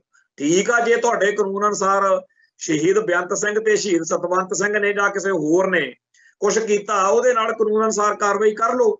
ਪਰ ਤੁਸੀਂ ਸਾਰੇ ਦੇ ਸਾਰੇ ਸਿੱਖਾਂ ਦਾ ਕਤਲੇਆਮ ਜਿਹੜਾ ਹੈਗਾ ਕਿਉਂ ਕਰਦੇ ਹੋ? ਪਤਾ ਨਹੀਂ ਉਹ ਚੀਫ ਜਸਟਿਸ ਜਿਹੜੀ ਆ ਜਾਂ ਜਿਹੜੀ ਆ ਹਾਈ ਕੋਰਟਾਂ ਨੇ ਜਾਂ ਸੁਪਰੀਮ ਕੋਰਟਾਂ ਨੇ ਪਤਾ ਨਹੀਂ ਕਿੱਥੇ ਉਦੋਂ ਚਲੇ ਗਏ। ਖੈਰ, ਕੁੱਲ ਮਿਲਾ ਕੇ ਨਾ ਫੌਜ, ਨਾ ਨਿਆਂਪਾਲਕਾ, ਨਾ ਵਿਧਾਨ ਪਾਲਕਾ, ਨਾ ਕਾਨੂੰਨ ਪਾਲਕਾ, ਕੋਈ ਸਿੱਖਾਂ ਦੇ ਕੰਮ ਨਹੀਂ ਜੇ ਆਏ। ਅਖੀਰ ਸਿੱਖਾਂ ਨੂੰ ਕੋਈ ਰਾਹ ਨਹੀਂ ਜਦੋਂ ਬਚਿਆ। ਉੱਪਰੋਂ ਇਹ ਕਿ ਛਾਪੇ ਵੱਜ ਰਹੇ ਨੇ, ਜਿਹੜੇ ਧਰਮ ਯੁੱਧ ਮੋਰਚੇ ਦੌਰਾਨ ਇੱਥੇ ਮੋਰਚੇ 'ਚ ਗ੍ਰਿਫਤਾਰੀਆਂ ਦੇਣ ਆਉਂਦੇ ਸੀ ਸਿੱਖ, ਉਹਨਾਂ ਦੀਆਂ ਲਿਸਟਾਂ ਬਣੀਆਂ ਹੋਈਆਂ ਸੀ, ਪਿੰਡਾਂ ਤੋਂ ਚੱਕ ਲਿਆਓ, ਚੱਡੇ ਪਾੜੋ, ਛੱਤਰ ਫਿਰੋ, ਅਗਲੇ ਜਾਨਾਂ ਬਚਾਉਣ ਦੇ ਮਾਰੇ ਪਾਕਿਸਤਾਨ ਭੱਜ ਗਈ। ਉੱਥੇ ਉਹਨਾਂ ਨੇ ਫੜ ਕੇ ਅੰਦਰ ਦੇ ਤੇ ਸਾਰੇ ਵੀ ਬਾਰਡਰ ਕ੍ਰੋਸਿੰਗ ਦੇ ਕੇਸ ਵਿੱਚ 9 ਮਹੀਨੇ ਸਜ਼ਾ। ਅਖੀਰ ਜਿਨ੍ਹਾਂ ਲੋਕਾਂ ਦੇ ਕੋਲੇ ਕੋਈ ਬਚਣ ਦਾ, ਜ਼ਿੰਦਗੀ ਬਚਾਉਣ ਦਾ ਕੋਈ ਰਾਹ ਹੀ ਨਾ ਬਚਿਆ, ਉਹ ਫਿਰ ਕਰਨ ਤਾਂ ਕਰਨ ਕੀ? ਅਖੀਰ ਹਥਿਆਰ ਚੱਕ ਲਏ ਤੇ ਆਪਦੇ ਹੱਕਾਂ ਲਈ, ਇਨਸਾਫ ਲਈ ਲੜਾਈ ਸ਼ੁਰੂ ਕੀਤੀ, ਜਿਹਦੇ ਵਿੱਚ ਇੱਕ ਸਿੱਖ ਜੇ ਭਗੌੜਾ ਤਾਂ ਉਹਨੂੰ ਫੜਨ ਦੇ ਨਾਂ ਤੇ 30 40 ਉਹਦੇ ਟੱਬਰ ਦੇ ਜੀ ਚੱਕ ਲਿਆਓ। ਉਹਦੇ ਮਾਮੇ ਦਾ ਮੁੰਡਾ, ਭੂਆ ਦਾ ਮੁੰਡਾ, ਚਾਚੇ ਦਾ ਮੁੰਡਾ, ਚਾਚਾ ਫਲਾਨਾ, ਸਾਰੀ ਰਿਸ਼ਤੇਦਾਰੀ ਫੜ ਕੇ ਛੱਤਰ ਫਿਰ ਉਹ ਬੇਕਿਰਕੀ ਨਾਲ ਤੇ ਇੰਨਾ ਕਟਾਪਾ ਚਾੜੋ ਵੀ ਉਹ ਵੀ ਸਾਰੇ ਕਹਿਣ ਵੀ ਇਹਦੇ ਨਾਲੋਂ ਤਾਂ ਮਰੇ ਚੰਗੇ ਆ, ਜਦੋਂ ਕਸੂਰ ਕੋਈ ਨਹੀਂ, ਸਾਡੇ ਨਾਲ ਤਾਂ ਉਹ ਵਰਤਦੇ ਵੀ ਨਹੀਂ ਤੇ ਸਾਡੇ ਨਾਲ ਉਹਦਾ ਕੋਈ ਲਾਗਾ ਨਹੀਂ ਦੇਗਾ ਨਹੀਂ, ਤੇ ਉਹ ਵਿਚਾਰਾ ਆਪਦੀ ਜਾਨ ਬਚਾਉਂਦਾ ਫਿਰਦਾ ਤੇ ਇਹ ਸਾਡੇ ਤੇ ਜ਼ੁਲਮ ਕਰਦੇ ਆ। ਸੋ ਜਿੰਨਾ ਟਾਈਮ ਪੰਜਾਬ ਦੇ ਵਿੱਚ ਹਜ਼ਾਰਾਂ ਨੌਜਵਾਨ ਹਥਿਆਰਬੰਦ ਹੋ ਕੇ ਮੈਦਾਨ ਵਿੱਚ ਨਹੀਂ ਆਏ, ਉਹਨਾਂ ਟਾਈਮ ਹਕੂਮਤ ਹਟੀ ਨਹੀਂ। ਫਿਰ ਇੱਕ ਤੋਂ ਬਾਅਦ ਇੱਕ ਸਿੱਖਾਂ ਦੇ ਝੂਠੇ ਪੁਲਿਸ ਮੁਕਾਬਲੇ ਬਣਾ, ਇਨਾਮ, ਤਰੱਕੀਆਂ, ਫਿਰ ਆਹ ਜਿਹੜਾ ਡਰਾਮਾ ਚੱਲ ਰਿਹਾ ਜਿਹਦੀ ਆਪਾਂ ਚਰਚਾ ਕਰਦੇ ਹਾਂ, ਇਹ ਚੱਲ ਪਿਆ। ਕਾਂਗਰਸ ਨੇ ਸਾਰਾ ਮਾਮਲਾ ਆਪਦੇ ਹਿਸਾਬ ਨਾਲ ਉਲਝਾਇਆ ਕਿ ਪੰਜਾਬ ਦੇ ਲੋਕਾਂ ਨੂੰ ਲੁੱਟਣਾ ਹੈ, ਸਿੱਖਾਂ ਨੂੰ ਜਿਹੜਾ ਹੈਗਾ ਕਤਲ ਕਰਨਾ, ਸਿੱਖਾਂ ਦੀ ਨਸਲਕੁਸ਼ੀ ਕਰਨੀ ਆ, ਪੰਜਾਬ ਨੂੰ ਬੰਜਰ ਬਣਾਉਣਾ, ਸਿੱਖਾਂ ਨੂੰ ਸਿੱਖੀ ਨੂੰ ਖੁਰਾ ਖੋਜ ਮਟਾਉਣਾ, ਜਿਹੜਾ ਕੁਛ ਪਹਿਲੇ ਸਮਿਆਂ ਦੇ ਵਿੱਚ ਹਕੂਮਤਾਂ ਕਰਦੀਆਂ ਰਹੀਆਂ, ਸੋਚਦੀਆਂ ਰਹੀਆਂ। ਇਹ ਬਿਮਾਰੀ ਕਿਸੇ ਟਾਈਮ ਮੁਗਲਾਂ ਨੂੰ ਵੀ ਪਈ ਸੀ, ਕਿਸੇ ਟਾਈਮ ਇਹ ਬਿਮਾਰੀ ਜਿਹੜੀ ਸੀ ਉਹ 18ਵੀਂ ਸਦੀ ਚ ਅਬਦਾਲੀ ਤੇ ਨਾਦਰ ਸ਼ਾਹ ਵਰਗਿਆਂ ਨੂੰ ਵੀ ਪਈ ਸੀ, ਇਹ ਲਖਪਤ ਰਾਏ ਨੂੰ ਵੀ ਬੁਖਾਰ ਚੜਿਆ ਸੀ, ਇਹ ਹੋਰਾਂ ਨੂੰ ਵੀ ਬਥੇਰਿਆਂ ਨੂੰ ਅੰਗਰੇਜ਼ਾਂ ਨੇ ਵੀ ਸੋਚਿਆ ਹੋਣਾ। ਪਰ ਬਾਕੀ ਸਾਰਿਆਂ ਦੇ ਨਾਲੋਂ ਸਾਨੂੰ ਇਸ ਹਿੰਦੂਤਵ ਤੇ ਹਿੰਦੂਆਂ ਤੇ ਕੋਈ ਇਹੋ ਜਿਹਾ ਆਸ ਹੈ ਨਹੀਂ ਸੀ। ਸਾਡੇ ਬੰਦਿਆਂ ਨੂੰ ਤਾਂ ਲੱਗਦਾ ਸੀਗਾ ਵੀ ਇਹ ਤਾਂ ਆਪਣੇ ਹੀ ਨੇ, ਤੇ ਅਗਲਿਆਂ ਨੇ ਐਨ ਚਾਹ ਕੇ ਐਨ ਜਿਵੇਂ ਕਹਿੰਦੇ ਆ ਤਸੱਲੀਆਂ ਕਰਾਤੀਆਂ। ਤੇ ਹੁਣ ਜਿਹੜੇ ਬੂਝੜ ਤੇ ਹਰਾਮਖੋਰ ਬਿਰਤੀ ਵਾਲੇ ਬੱਤਾਂ ਦਿੰਦੇ ਆ ਵੀ ਹਜੇ ਵੀ ਜੀ ਇਸ ਮੁਲਕ ਦੇ ਸਿਸਟਮ ਤੇ ਯਕੀਨ ਰੱਖੋ, ਪਤਾ ਨਹੀਂ ਕੀ ਭਾਲਦੇ ਆ, ਅਜੇ ਤੁਹਾਡੇ ਗਲ 'ਚ ਟਾਇਰ ਨਹੀਂ ਨਾ ਪਿਆ, ਗੱਲ ਤਾਂ ਇੰਨੀ ਕੀ, ਤੇ ਅਜੇ ਤੁਹਾਡੇ ਧੀ ਭੈਣ ਦਾ ਰੇਪ ਨਹੀਂ ਹੋਇਆ, ਤੁਹਾਡੇ ਨਜਾਇਜ਼ ਨਹੀਂ ਹੋਈ। ਮੈਂ ਇਸ ਗੱਲ ਦੀ ਗਰੰਟੀ ਦਿੰਦਾ ਕਿ ਜਿਨ੍ਹਾਂ ਦੇ ਨਾਲ ਇੱਕ ਵਾਰੀ ਛੱਤਰ ਫਿਰ ਜਾਂਦਾ ਨਾ, ਉਹ ਫਿਰ ਮੁੜ ਕੇ ਇਹੋ ਜਿਹੇ ਗੋਗੇ ਕੋਲੋਂ ਹਟ ਜਾਂਦਾ, ਨਹੀਂ ਪਰ ਭਾਰਤ ਮਾਤਾ ਕੀ ਜੈ ਵਾਲਾ ਬੁਖਾਰ ਤੰਗ ਕਰਨਾ। ਖੈਰ, CBI ਜਿੰਨੇ ਕੁ ਬੁੱਚੜ ਪੁਲਸੀਆਂ ਨੂੰ ਸਜ਼ਾ ਕਰਾ ਦੇਵੇ ਉਹ ਚੰਗੀ ਗੱਲ ਆ। ਜਿਵੇਂ ਆ ਅਦਾਲਤ ਨੇ ਕਿਹਾ ਵੀ ਜੇ ਆਪਦੀ ਸਾਖ ਬਚਾਉਣੀ ਆ ਤਾਂ ਤੱਥਾਂ ਵੱਲ ਧਿਆਨ ਦੇਵੋ, ਇਹ ਚੰਗੀ ਗੱਲ ਆ। ਇਹ ਜ਼ੁਲਮ, ਇਹ ਜਾਬਰ, ਇਹ ਸਾਰਾ ਕੁਝ ਨੰਗਾ ਹੋ ਰਿਹਾ, ਬਹੁਤ ਚੰਗੀ ਗੱਲ ਆ। ਸੱਚੇ ਪਾਤਸ਼ਾਹ ਸਾਡੀ ਕੌਮ ਦੇ ਇਹਨਾਂ ਦੁਸ਼ਟਾਂ ਦਾ ਇਤਿਹਾਸ ਦੇ ਵਿੱਚ ਸਾਰਾ ਕੁਝ ਨੰਗਾ ਕਰ ਦੇਵੇ, ਇਹ ਸਾਡੀ ਅਰਦਾਸ ਆ, ਬੇਨਤੀ ਆ। ਖੈਰ, ਅਗਲਾ ਜਿਹੜਾ ਮਸਲਾ ਉਹ ਇਹ ਆ ਕਿ ਤਾਮਿਲਨਾਡੂ ਦਾ ਸ਼ਹਿਰ ਆ ਕੋਇੰਬਟੂਰ, ਉੱਥੇ ਨੈਸ਼ਨਲ ਐਥਲੈਟਿਕ ਚੈਂਪੀਅਨਸ਼ਿਪ ਚੱਲ ਰਹੀ ਆ, ਤੇ ਓਪਨਿੰਗ ਜਦੋਂ ਹੋਈ ਉਹਦੇ ਮਾਰਚ ਪਾਸਟ ਦੌਰਾਨ ਕੱਲੀ ਪੰਜਾਬ ਦੀ ਟੀਮ ਦਾ ਚਰਚਾ ਵੀ ਉਹਨਾਂ ਕੋਲੇ ਟਰੈਕ ਸੂਟ ਨਹੀਂ ਸੀਗੇ, ਤੇ ਲੋਕ ਉੱਥੇ ਟਿਚਰਾਂ ਕਰ ਰਹੇ ਆ, ਉਹਦੀ ਵੀਡੀਓ ਸੋਸ਼ਲ ਮੀਡੀਆ ਤੇ ਘੁੰਮ ਰਹੀ ਆ। ਤੇ ਪੰਜਾਬ ਐਥਲੈਟਿਕ ਐਸੋਸੀਏਸ਼ਨ ਦੇ ਜਿਹੜੇ ਜੱਫਾ ਮਾਰ ਕੇ ਚੌਧਰੀ ਬੈਠੇ ਆ, ਉਹਨਾਂ ਨੂੰ ਕੋਈ ਸ਼ਰਮ ਨਹੀਂ ਆਈ ਹੋਣੀ ਕਿ ਅਸੀਂ ਆਪਦੇ ਜਿਹੜੇ ਖਿਡਾਰੀ ਇਸੇ ਮੁਲਕ ਦੇ ਵਿੱਚ ਖੇਡਣ ਗਏ ਆ ਵਿਚਾਰੇ, ਉਹਨਾਂ ਦੇ ਲਈ ਕੋਈ ਟਰੈਕ ਸੂਟ ਹੀ ਕਰ ਦਈਏ। ਸੋ ਉਸ ਮੌਕੇ ਜਿਹੜੇ ਲੋਕ ਨੇ ਉਹਨਾਂ ਨੂੰ ਟਿਚਰਾਂ ਕਰ ਰਹੇ ਆ, ਮਖੌਲ ਕਰ ਰਹੇ ਨੇ। ਪੰਜਾਬ ਦੇ ਜਿਹੜੇ ਇਹ ਖਿਡਾਰੀ ਨੇ, ਇਹਨਾਂ ਨੂੰ ਤਾਂ ਆਪਣੇ ਆਪ ਦੇ ਵਿੱਚ ਸ਼ਰਮਿੰਦਗੀ ਹੋਈ ਹੋਣੀ ਆ, ਪਰ ਜਿਹੜੇ ਸਾਡੇ ਪੰਜਾਬ ਦੇ ਦੂਰ ਦਰਾਡੇ ਖਿਡਾਰੀ ਬੈਠੇ ਆ ਜਾਂ ਪੰਜਾਬ ਨੂੰ ਪਿਆਰ ਕਰਨ ਵਾਲੇ ਲੋਕ ਬੈਠੇ ਆ, ਉਹਨਾਂ ਨੂੰ ਵੀ ਇਸ ਘਟਨਾ ਨੂੰ ਦੇਖ ਕੇ ਸ਼ਰਮਿੰਦਗੀ ਹੋ ਰਹੀ ਆ। ਪਰ ਇਹ ਸਾਡੀ ਗਰੰਟੀ ਆ ਕਿ ਭਗਵੰਤ ਮਾਨ ਤੇ ਉਹਦਾ ਜਿਹੜਾ ਕਮਲਾ ਟੋਲਾ, ਉਹਨੂੰ ਕੋਈ ਨਾ ਸ਼ਰਮ ਇਸ ਗੱਲ ਤੇ ਆਉਣੀ ਆ ਤੇ ਨਾ ਆ ਸਕਦੀ ਆ। ਇੱਥੇ ਇੱਕ ਗੱਲ ਜਿਹੜੀ ਹੈ ਉਹ ਚੱਲ ਰਹੀ ਆ ਕਿ ਪਿਛਲੇ ਦਿਨਾਂ ਦੇ ਵਿੱਚ ਜਿਹੜਾ ਸਰਵ ਹਿਤਕਾਰੀ ਸਕੂਲ ਦਾ ਮਸਲਾ ਉੱਠਿਆ ਸੀ ਕਿ ਉੱਥੇ ਸਿੱਖ ਜਜ਼ਬਾਤਾਂ ਦਾ ਤੇ ਪੰਜਾਬੀ ਬੋਲੀ ਦਾ ਘਾਣ ਹੋ ਰਿਹਾ। ਕੱਲ ਆਪਾਂ ਗੱਲ ਕੀਤੀ ਸੀ ਵੀ ਉਹ ਮੁੱਕਰ ਗਏ। ਮੈਂ ਇੱਥੇ ਇੱਕ ਗੱਲ ਕਹਿਣੀ ਚਾਹੁੰਦਾ ਹੈ ਕਿ ਜਿਹੜਾ ਵੀ ਐਂਟੀ ਸਿੱਖ ਜਾਂ ਐਂਟੀ ਪੰਜਾਬ ਕੋਈ ਮਸਲਾ ਜਾਂ ਕੋਈ ਗੱਲ ਹੁੰਦੀ ਆ, ਉਹ ਉਹਨਾਂ ਟਾਈਮ ਹੀ ਕਾਮਯਾਬ ਆ, ਉਹਨਾਂ ਟਾਈਮ ਹੀ ਉਹ ਸਿੱਖੀ ਦਾ ਤੇ ਸਿੱਖਾਂ ਦਾ ਨੁਕਸਾਨ ਕਰ ਸਕਦਾ ਹੈ, ਜਿੰਨਾ ਟਾਈਮ ਉਹਦਾ ਤਕਰਾਰ ਨਹੀਂ, ਜਿੰਨਾ ਟਾਈਮ ਰੌਲਾ ਨਹੀਂ। ਜਦੋਂ ਕਿਸੇ ਚੀਜ਼ ਦਾ ਰੌਲਾ ਪੈ ਜਾਂਦਾ ਫਿਰ ਉਹਦਾ ਅਸਰ ਖਤਮ ਹੋ ਜਾਂਦਾ। ਭਨਿਆਰੇ ਵਾਲਾ ਉਹਨਾਂ ਟਾਈਮ ਨੁਕਸਾਨ ਕਰੀ ਗਿਆ ਜਿੰਨਾ ਟਾਈਮ ਉਹਦਾ ਰੌਲਾ ਨਹੀਂ ਪਿਆ। ਜਿੱਦਣ 2001 ਦੇ ਵਿੱਚ ਉਹ ਪੰਗਾ ਲੈ ਬੈਠਿਆ, ਮੁੜ ਕੇ ਅੱਜ ਬਾਹਿਆ ਬੀਜਿਆ ਨਹੀਂ ਦਿਉਂਦਾ। ਜੋ ਮਰਜ਼ੀ ਆ ਭਨਿਆਰਾ ਡੇਰਾ ਜਿਹੜਾ ਹੈਗਾ ਉਹ ਚੱਲ ਭੱਜ ਵੀ ਰਿਹਾ, ਪਰ ਉਹਦੀ ਉਹ ਗੱਲ ਨਹੀਂ ਰਹੀ, ਉਹ ਅੱਜ ਸਿੱਖੀ ਤੇ ਸਿੱਖਾਂ ਦਾ ਨੁਕਸਾਨ ਕਰਨ ਜੋਗਾ ਨਹੀਂ ਰਿਹਾ।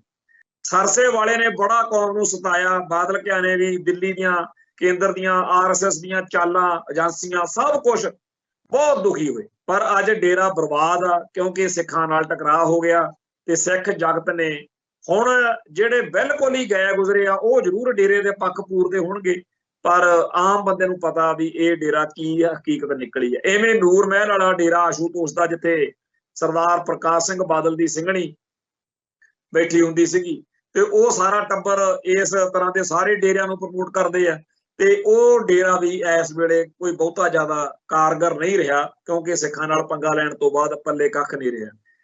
RSS ਨੇ ਬੜਾ ਨੁਕਸਾਨ ਕੀਤਾ, ਪਰ ਜਦੋਂ ਅੱਜ ਦੇ ਹਾਲਾਤ ਵਿੱਚ ਦੇਖਦੇ ਆ ਤਾਂ ਜਿਹਨੂੰ ਪੰਥ ਕਹਿ ਦਿੰਦਾ ਵੀ ਆਰਐਸਐਸ ਦਾ ਏਜੰਟ ਆ, ਉਹਦੇ ਪੱਲੇ ਕੱਖ ਨਹੀਂ ਰਹਿੰਦਾ। ਸੋ ਆਰਐਸਐਸ ਨਾਲ ਜੁੜਨ ਦਾ ਮਤਲਬ ਪੰਜਾਬ ਦੇ ਵਿੱਚ ਯਾਦਵਿੰਦਰ ਕਰਫਿਊ, ਇੱਕ ਜਿਹੜਾ ਪਰਮਿੰਦਰ ਸਿੰਘ ਬਰਾੜ ਸਿੱਖ ਨੌਜਵਾਨ ਮੁੰਡਾ ਅਕਾਲੀਆਂ ਦੇ ਵਿੱਚੋਂ, ਬਾਦਲਕਿਆਂ ਦੇ ਵਿੱਚੋਂ ਬੀਜੇਪੀ 'ਚ ਗਿਆ, ਉਹਦੀ ਇੰਟਰਵਿਊ ਆਈ ਸੀ ਕੱਲ। ਉਹਦੇ ਵਿੱਚ ਉਹਨੂੰ ਸਵਾਲ ਪੁੱਛਿਆ ਸੀਗਾ ਵੀ ਜਿਹੜੀ ਪਾਰਟੀ 'ਚ ਤੁਸੀਂ ਗਏ ਹੋਏ ਹੋ ਉਹਨੂੰ ਤਾਂ ਪੰਜਾਬ ਦੇ ਵਿੱਚ ਐਂਟੀ ਪੰਜਾਬ ਮੰਨਿਆ ਜਾਂਦਾ।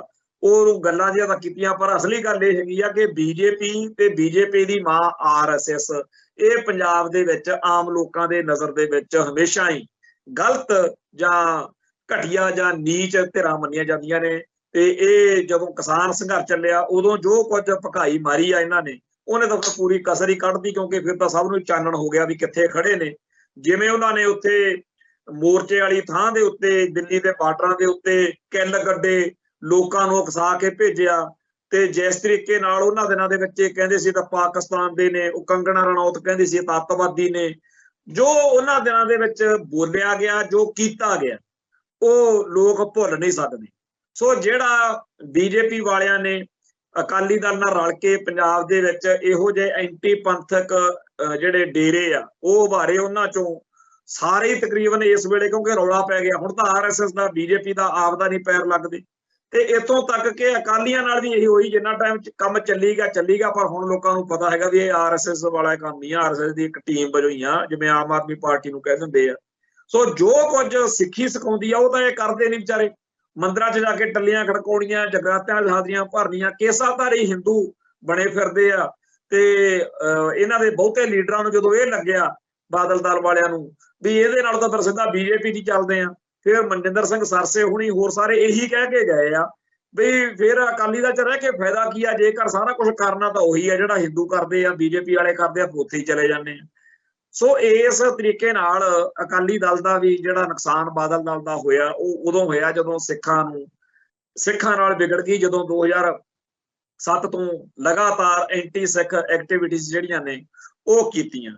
ਸੋ ਜਿੰਨੇ ਪੰਜਾਬ ਦੇ ਵਿੱਚ ਐਂਟੀ ਪੰਥਕ ਡੇਰੇ ਆ, ਇਹਨਾਂ ਸਾਰਿਆਂ ਦਾ ਜਾਂ ਆਰਐਸਐਸ ਦਾ ਜਾਂ ਹੋਰ ਸਾਰੀ ਚੀਜ਼ ਦਾ ਜੇ ਤੁਸੀਂ ਇੱਕ ਮਤਾਲਿਆ ਕਰੋ, ਅਧਿਐਨ ਕਰੋ, ਵਿਸ਼ਲੇਸ਼ਣ ਕਰੋ, ਅਨਾਲਿਸਿਸ ਕਰੋ, ਤੁਸੀਂ ਦੇਖ ਸਕੋਗੇ ਕਿ ਜਿੰਨਾ ਟਾਈਮ ਇਹਨਾਂ ਦਾ ਤਕਰਾਰ ਜਿਹਾ ਨਹੀਂ ਨਾ ਹੁੰਦਾ ਪੰਥ ਨਾਲ, ਉਹਨਾਂ ਟਾਈਮ ਇਹ ਨੁਕਸਾਨ ਕਰ ਸਕਦੇ ਆ, ਪਰ ਜਦੋਂ ਰਫੜ ਜਿਹਾ ਪੈ ਜਾਂਦਾ, ਤਕਰਾਰ ਹੋ ਜਾਂਦੀ ਆ, ਟਕਰਾਅ ਹੋ ਜਾਂਦਾ, ਫੇਰ ਨਹੀਂ ਹੁੰਦਾ। ਇਹ ਗੱਲ ਦੁਸ਼ਮਣ ਵੀ ਸਮਝਦਾ। ਸਭ ਤੋਂ ਖਤਰਨਾਕ ਡੇਰਾ ਬਿਆਸ ਵਾਲਾ, ਤੁਸੀਂ ਦੇਖ ਲਓ, ਬਿਆਸ ਵਾਲੇ ਛੇਤੀ ਕਿਤੇ ਕੋਈ ਵਿਵਾਦ ਜਿਹਾ ਬਣ ਨਹੀਂ ਦਿੰਦੇ। ਜਦੋਂ 5-6 ਸਾਲ ਹੋ ਗਏ ਹੋਣੇ ਆ, ਜਦੋਂ ਗਿਆਨੀ ਗੋਬਿੰਦ ਸਿੰਘ ਸੀ ਉਦੋਂ ਜਥੇਦਾਰ, ਉਦੋਂ ਬਿਆਸ ਗੁਰਦੁਆਰੇ ਦਾ ਇੱਕ ਮਸਲਾ ਬਣਿਆ ਸੀ। ਇਹਨਾਂ ਨੇ ਛੇਤੀ ਨਿਬੇੜ ਕੇ ਬਿਆਸ ਵਾਲੇ ਡੇਰਾ ਮੁਖੀ ਨੇ 2-3 ਗੀੜੇ ਦਰਬਾਰ ਸਾਹਿਬ ਵੀ ਲਾ ਦਿੱਤੇ। ਉਹ ਸਾਰਾ ਕੁਝ ਇਸ ਕਰਕੇ ਕਿ ਸਿੱਖਾਂ ਨੂੰ ਜੇ ਆਪਾਂ ਗੁਰੂ ਮਾਨਿਓ ਗ੍ਰੰਥ ਦੇ ਸਿਧਾਂਤ ਨਾਲ ਉਹ ਤੋੜਨਾ ਹੈ, ਜੇ ਆਪਾਂ ਡੇਰੇ ਦੇਹਧਾਰੀ ਗੁਰੂ ਡੰਮ ਦੇ ਮੱਕੜ ਜਾਲ 'ਚ ਫਸਾਈ ਰੱਖਣਾ, ਜੇ ਬਿਆਸ ਡੇਰੇ ਦੀ ਰੈਲੇਵੈਂਸ ਬਣਾਈ ਰੱਖਣੀ ਆ, ਤਾਂ ਸਿੱਖਾਂ ਨਾਲ ਟਕਰਾਅ ਨਹੀਂ ਹੋਣਾ ਚਾਹੀਦਾ। ਸਿੱਖਾਂ ਨੂੰ ਜੇ ਆਪਾਂ ਆਪਦੇ ਮੱਕੜ ਜਾਲ 'ਚ ਫਸਾਉਣਾ ਹੈ, ਬਿਆਸ ਡੇਰੇ ਲਾਈ ਰੱਖਣਾ, ਤਾਂ ਫਿਰ ਆਪਾਂ ਤਕਰਾਰ ਨਹੀਂ ਚਾਹੀਦੀ, ਕਿਉਂਕਿ ਸਹਿਜ ਦੇ ਵਿੱਚ ਹੀ ਹੌਲੀ ਇਹਨਾਂ ਨੂੰ ਆਪਾਂ ਗੁੰਮਰਾਹ ਕਰ ਸਕਦੇ ਹਾਂ। ਸੋ ਇਹੀ ਚੀਜ਼ ਆਰਐਸਐਸ ਵਾਲਿਆਂ ਨੇ ਸਿੱਖੀ ਹੋਈ ਆ ਵੀ ਸਿੱਖਾਂ ਨਾਲ ਗਹਿ ਕੱਢਵੇਂ ਤਕਰਾਰ ਵਿੱਚ ਨਹੀਂ ਆਉਣਾ, ਸਹਿਜ ਨਾਲ ਹੌਲੀ ਇਹਨਾਂ ਦੇ ਅੰਦਰੋਂ ਸਿੱਖੀ ਖੋਰਨ ਦਾ ਜਿਹੜਾ ਪ੍ਰੋਜੈਕਟ ਵਾ ਉਹ ਫਿਰ ਆਪਣਾ ਨਹੀਂ ਤਾਂ ਅਸਫਲ ਹੋ ਜਾਊਗਾ। ਸਰਬ ਹਿਤਕਾਰੀ ਸਕੂਲ ਵਾਲਾ ਮਸਲਾ 2 ਦਿਨ ਦੇ ਵਿੱਚ ਸਿਖਰ ਤੇ ਜਾ ਕੇ ਹੁਣ ਅੱਜ ਮੀਡੀਆ 'ਚ ਕਿਉਂ ਨਹੀਂ, ਕਿਉਂਕਿ ਉੱਪਰੋਂ ਹੇਠਾਂ ਤੱਕ ਹਦਾਇਤਾਂ ਆ ਗਈਆਂ ਵੀ ਇਹਨੂੰ ਹੌਲੀ ਖਤਮ ਕਰੋ ਮਸਲੇ ਨੂੰ। ਇਹ ਮਸਲਾ ਉੱਭਰਨਾ ਨਹੀਂ ਚਾਹੀਦਾ ਹੈਗਾ ਕਿ ਅਸੀਂ ਆਰਐਸਐਸ ਵਾਲੇ ਪੰਜਾਬ ਦੇ ਜਿਹੜੇ ਵਿੱਚ ਸਕੂਲ ਖੁੱਲੇ ਆ ਉੱਥੇ ਅਸੀਂ ਸਿੱਖਾਂ ਦਾ ਜਿਹੜਾ ਹੈਗਾ ਸਿੱਖ ਬੱਚਿਆਂ ਦਾ ਹਿੰਦੂਕਰਨ ਕਰ ਰਹੇ ਆ, ਜਾਂ ਉਹਨਾਂ ਦੇ ਦਿਮਾਗ 'ਚ ਪੰਜਾਬੀ ਦੀ ਥਾਂ ਤੇ ਸੰਸਕ੍ਰਿਤ ਵਾੜ ਰਹੇ ਆ।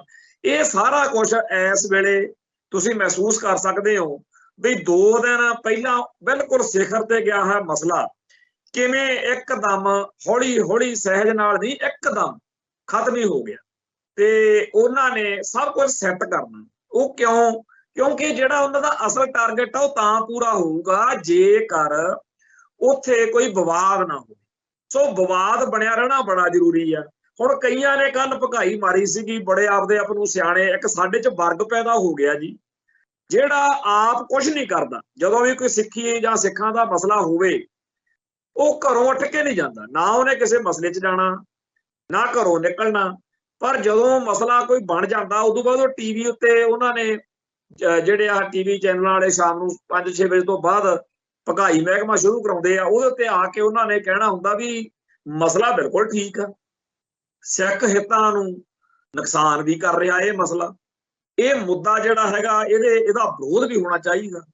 ਸਾਰਾ ਕੁਝ ਠੀਕ ਆ ਪਰ ਇਹ ਤਰੀਕਾ ਠੀਕ ਨਹੀਂ। ਚਾਹੇ ਜਿਹੜੇ ਵੀ ਮਸਲੇ ਤੇ ਮਰਜ਼ੀ ਸਿੱਖ ਕੋਈ ਕੁਝ ਕਰਨ, ਇਹਨਾਂ ਨੇ ਇਹੀ ਕਹਿਣਾ ਹੁੰਦਾ, ਮਤਲਬ ਆਪਦੇ ਆਪ ਨੂੰ ਸਿਆਣੇ ਮਹਾਨ ਜੇ ਬਣਾਉਣ ਦੇ ਲਈ, ਆਪਦੇ ਆਪ ਨੂੰ ਭਾਰਤੀ ਹਕੂਮਤ ਦੀ ਨਜ਼ਰ 'ਚ ਇਹ ਦਰਸਾਉਣ ਲਈ ਵੀ ਦੇਖੋ ਜੀ ਅਸੀਂ ਤਾਂ ਇਸ ਕਹਿੰਦੇ ਵੀ ਕਾਨੂੰਨ ਹੱਥ 'ਚ ਨਹੀਂ ਲੈਣਾ ਚਾਹੀਦਾ। ਹੁਣ ਇੱਕ ਗੱਲ ਇਹ ਸਾਰੇ ਮੰਨਦੇ ਆ ਜਿਹੜੇ ਭਗਾਈ ਮਹਿਕਮੇ ਵਾਲੇ ਆ, YouTube ਚੈਨਲਾਂ ਤੇ ਬੋਲਣ ਵਾਲੇ ਜਾਂ ਉੱਥੇ, ਬਈ ਹਕੂਮਤ ਸੁਣਦੀ ਕੋਈ ਨਹੀਂ। ਪਿਛਲੇ 60-70 ਸਾਲਾਂ ਤੋਂ ਸਿੱਖੀ ਅਤੇ ਸਿੱਖਾਂ ਦਾ ਖੋਰਾ ਖੋਜ ਵਟਾਉਣ ਦਾ ਜਿਹੜਾ ਪ੍ਰੋਜੈਕਟ ਚੱਲ ਰਿਹਾ, ਜਿਹੜੀ ਉਹਦੇ ਤਹਿਤ ਵਿਉਂਤਬੰਦੀਆਂ ਨੇ, ਸਾਜ਼ਿਸ਼ਾਂ ਨੇ।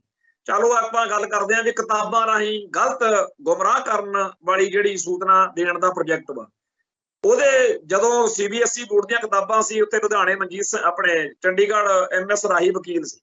1999-2000 ਦੇ ਵਿੱਚ ਉਹਨਾਂ ਨੇ ਕੋਰਟ 'ਚ ਕੇਸ ਕੀਤਾ ਕਿ ਗੁਰੂ ਤੇਗ ਬਹਾਦਰ ਪਾਤਸ਼ਾਹ ਦੇ ਬਾਰੇ ਆ ਗਲਤ ਗੱਲ ਲਿਖੀ ਹੋਈ ਹੈ।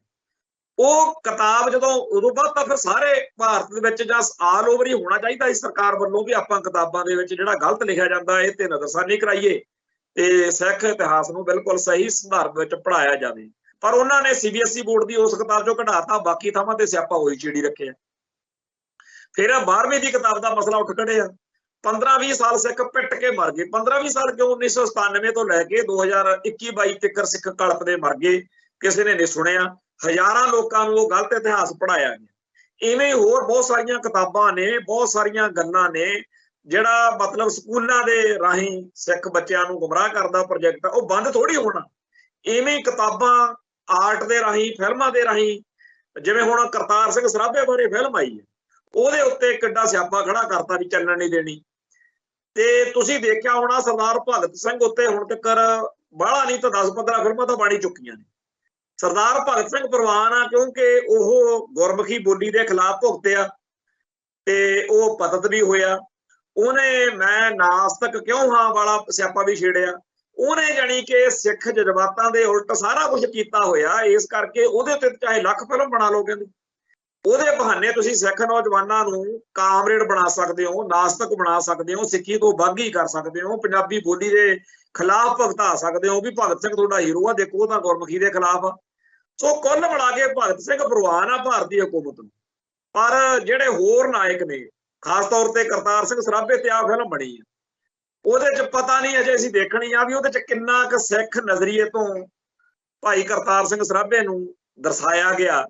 ਪਰ ਜਿੰਨਾ ਰੰਡੀ ਰੋਣਾ ਭਾਰਤੀ ਸੈਂਸਰ ਬੋਰਡ ਨੇ ਪਾਇਆ ਹੋਇਆ, ਲੱਗਦਾ ਹੈਗਾ ਕਿ ਫਿਲਮ ਵਾਲਿਆਂ ਨੇ ਕੁਝ ਜ਼ਰੂਰ ਇਹੋ ਜਿਹਾ ਕੀਤਾ ਹੋਣਾ ਫਿਲਮ ਦੇ ਵਿੱਚ ਜਿਹੜਾ ਪੰਥਕ ਨਜ਼ਰੀਏ ਤੋਂ ਹੋਣਾ।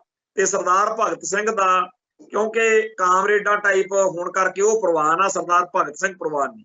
ਇੱਥੋਂ ਤੱਕ ਕਿ ਸਰਦਾਰ ਊਧਮ ਸਿੰਘ ਸਨਾਮ ਉੱਤੇ ਇੱਕ ਫਿਲਮ ਬਣੀ ਸੀ ਪਿੱਛੇ ਜੇ, ਜਿਹਦੇ ਚ ਰਾਜ ਬੱਬਰ ਨੇ ਸਰਦਾਰ ਊਧਮ ਸਿੰਘ ਸਨਾਮ ਦਾ ਰੋਲ ਜਿਹੜਾ ਸੀ ਉਹ ਕੀਤਾ ਸੀ।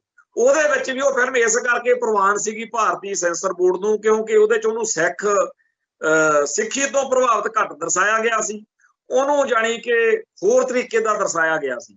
ਸੋ ਇਸ ਤਰੀਕੇ ਨਾਲ ਜਿਹੜੇ ਸਿੱਖ ਗਦਰ ਲਹਿਰ ਵਿੱਚ, ਬੱਬਰ ਅਕਾਲੀ ਲਹਿਰ ਚ ਜਾਂ ਅੰਗਰੇਜ਼ਾਂ ਦੇ ਖਿਲਾਫ ਲੜਦੇ ਹੋਏ ਕੁਰਬਾਨੀਆਂ ਕਰ ਗਏ, ਫਾਂਸੀਆਂ ਤੇ ਚੜ੍ਹ ਗਏ, ਉਹਨਾਂ ਦਾ ਸਿੱਖ ਹੋਣਾ ਗੁਨਾਹ ਬਣਿਆ ਹੋਇਆ।